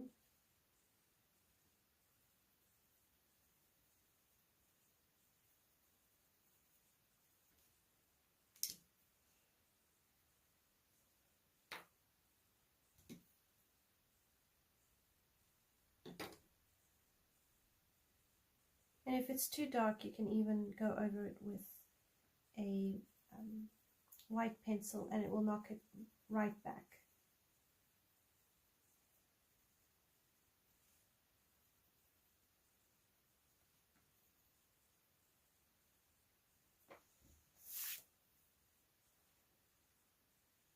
You're going to Kali's for dinner.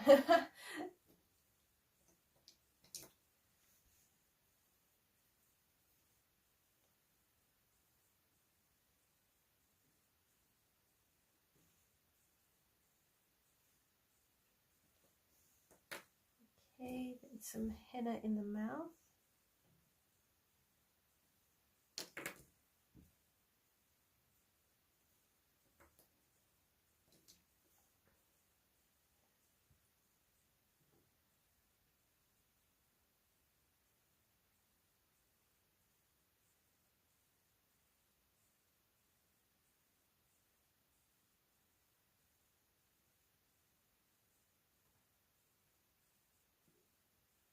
Okay, so now I need the black, and I'm just going to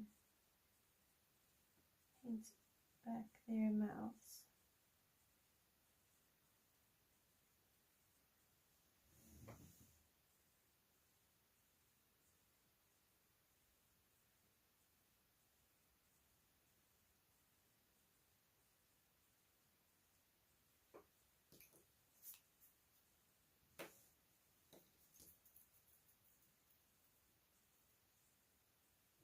Okay, cool. So you use a Tombow Mono Zero to knock back any color. Yeah, that's really cool. It does work. Those Tombows are really lovely.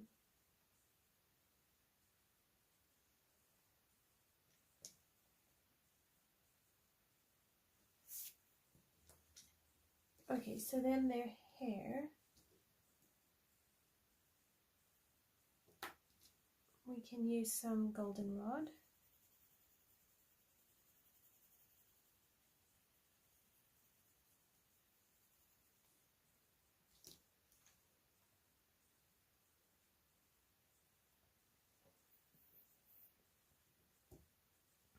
And then we'll use some light umber.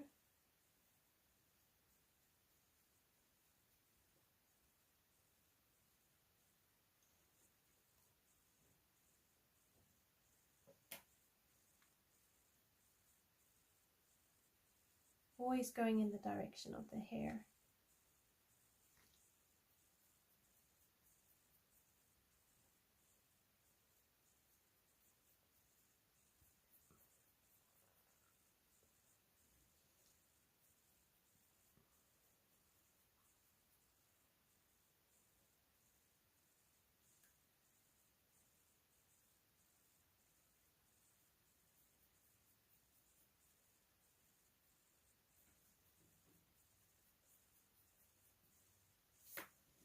And then we can add in some 90% French grey.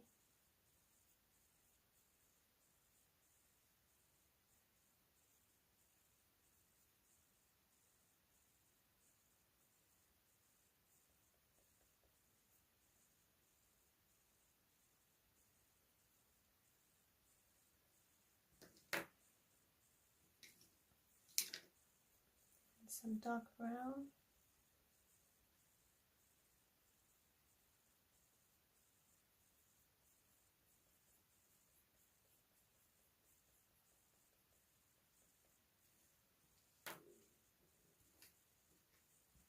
And then some cream.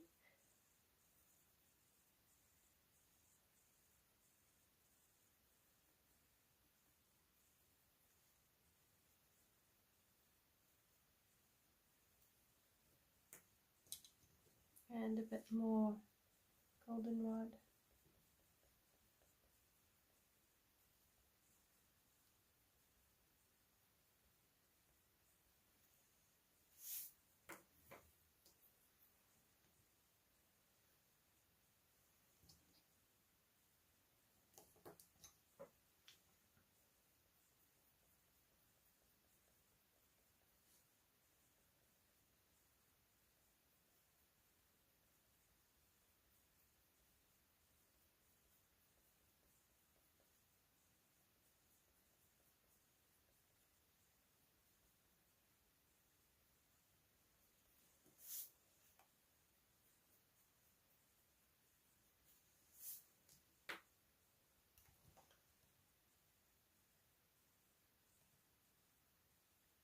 Alright, and then the other guy will give like dark brown hair. So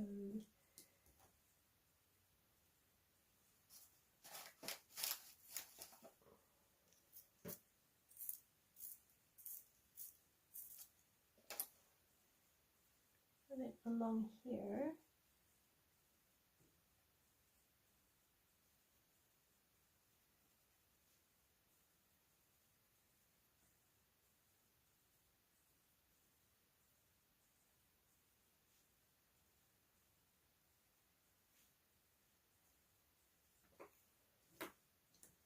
And then dark brown or dark umber. I really like dark umber. You could probably use a sepia.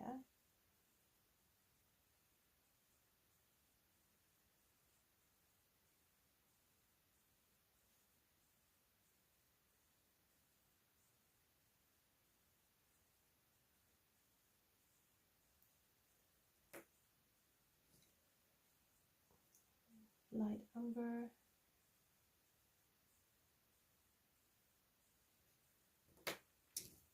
Some black.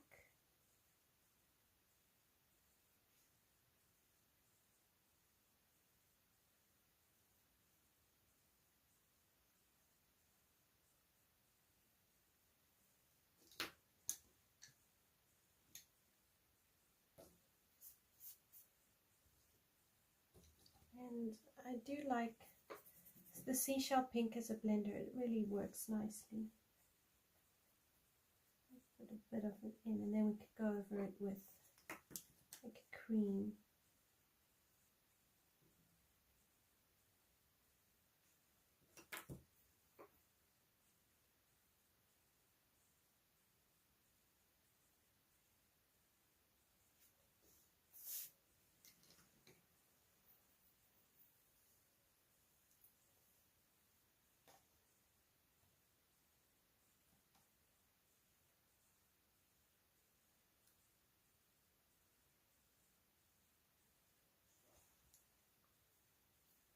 Okay, so now I need a little bit of grey.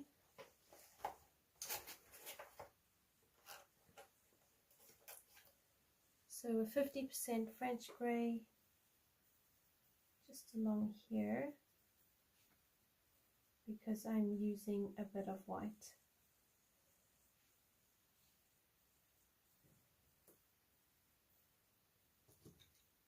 And then my white pencil.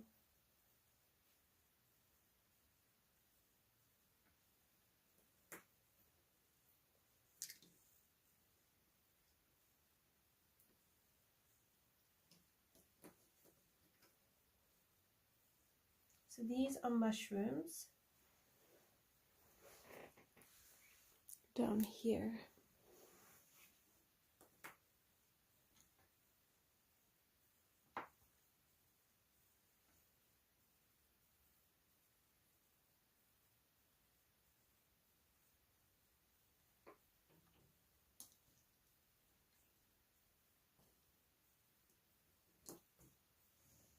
Okay, so light umber here.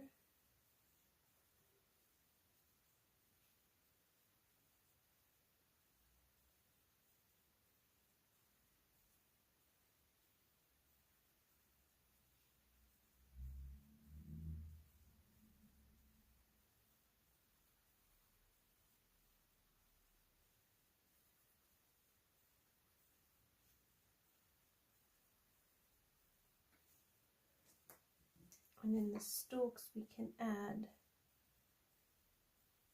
a bit of grey and then go over the grey with cream and something like that.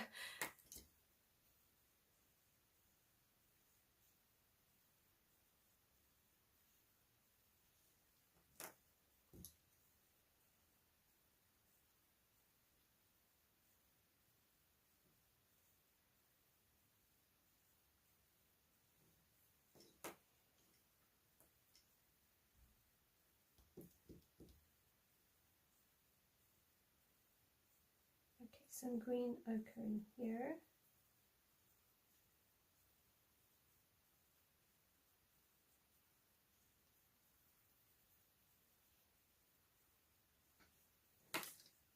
And some dark umber.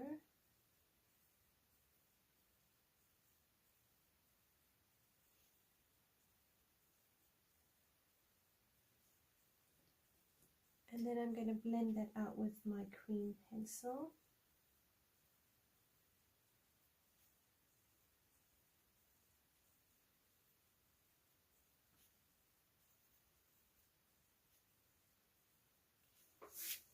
Okay, so there's the mushrooms done.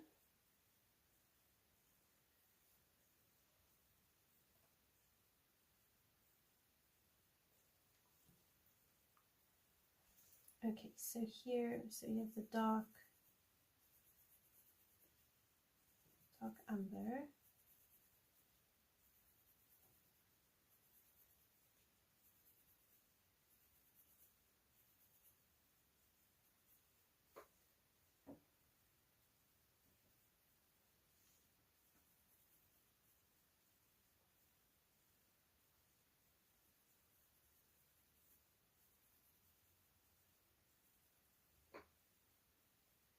Okay, so this part here is quite a deep shadow.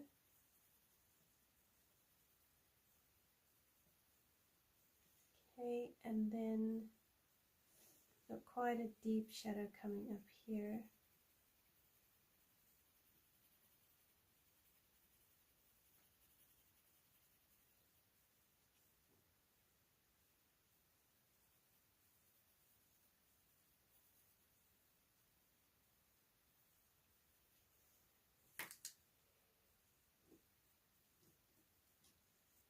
And I want a light umber.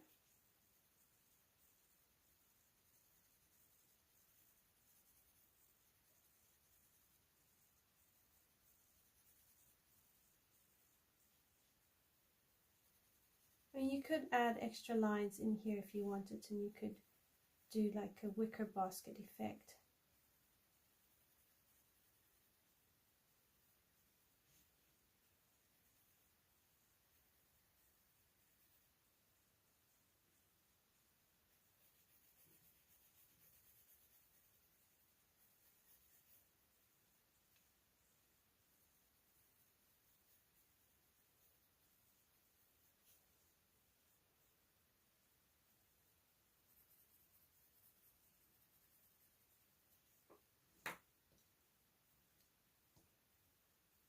And then a dark umber here.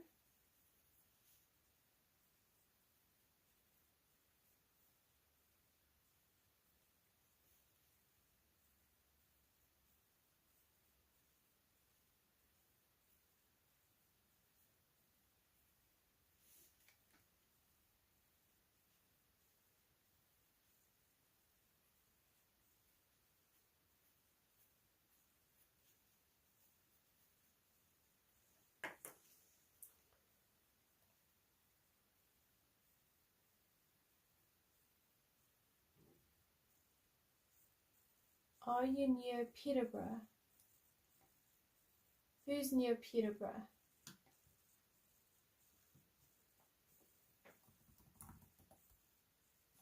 Ah, oh wow. Where is Peterborough? Oh no, Peterborough is in Cambridgeshire. I'm in Sussex. So Peterborough from me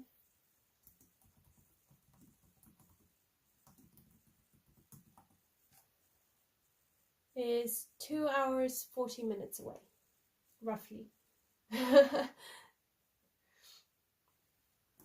Okay, let's bring in a little bit of goldenrod.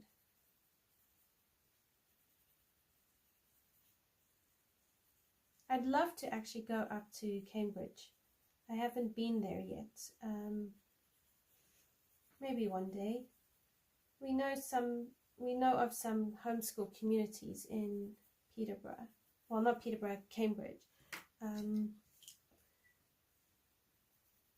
But yeah, it's just a wee bit far at the moment. If I go, it would be probably more like a holiday. Take a holiday and maybe plan a holiday route around and go see it that way. Alright, so Jasmine is working quite nicely here.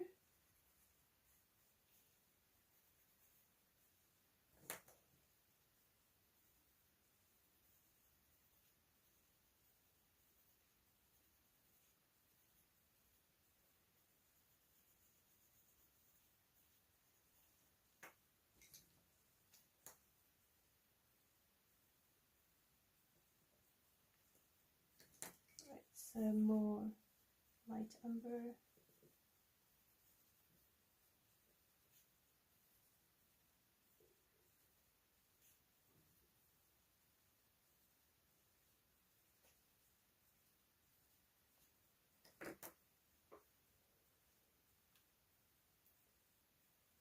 Oh, okay, cool. Well, she's not so far away. I mean, my folks are about 2.5 hours away, so they live more towards Oxford.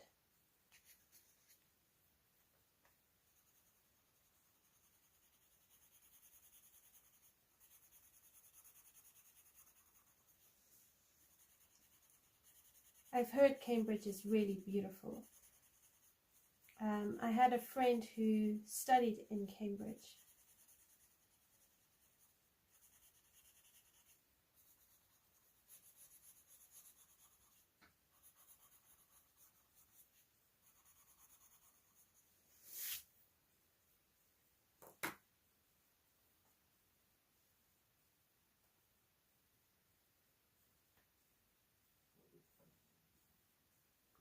Alright, so here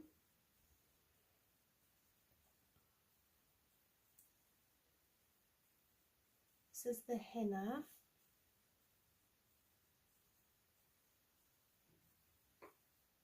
And then deepen that up with the black raspberry.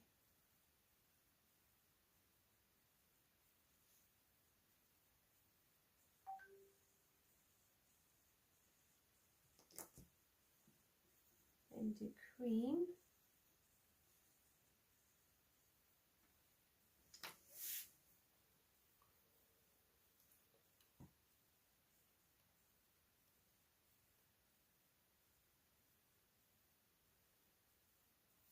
I don't think I'm going to finish this page. I've still got, I mean, the trees here on the side I can do off camera, but I'm just thinking it's probably going to take me another hour to do the apples and the rest of the clothing.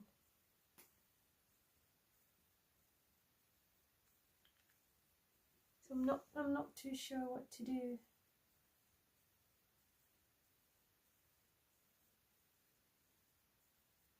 I'm just going to wipe this out.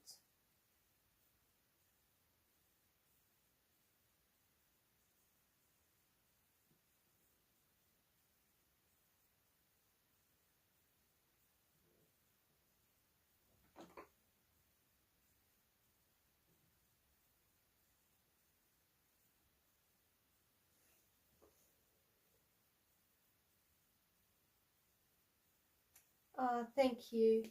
I think I might actually try and finish it off camera, because my concern is that the clothing, it won't be enough to finish on a live stream. So then it would be like a really short live stream, which maybe isn't worthwhile. It might be better to finish it. I could always finish it on camera and then post it as a separate video.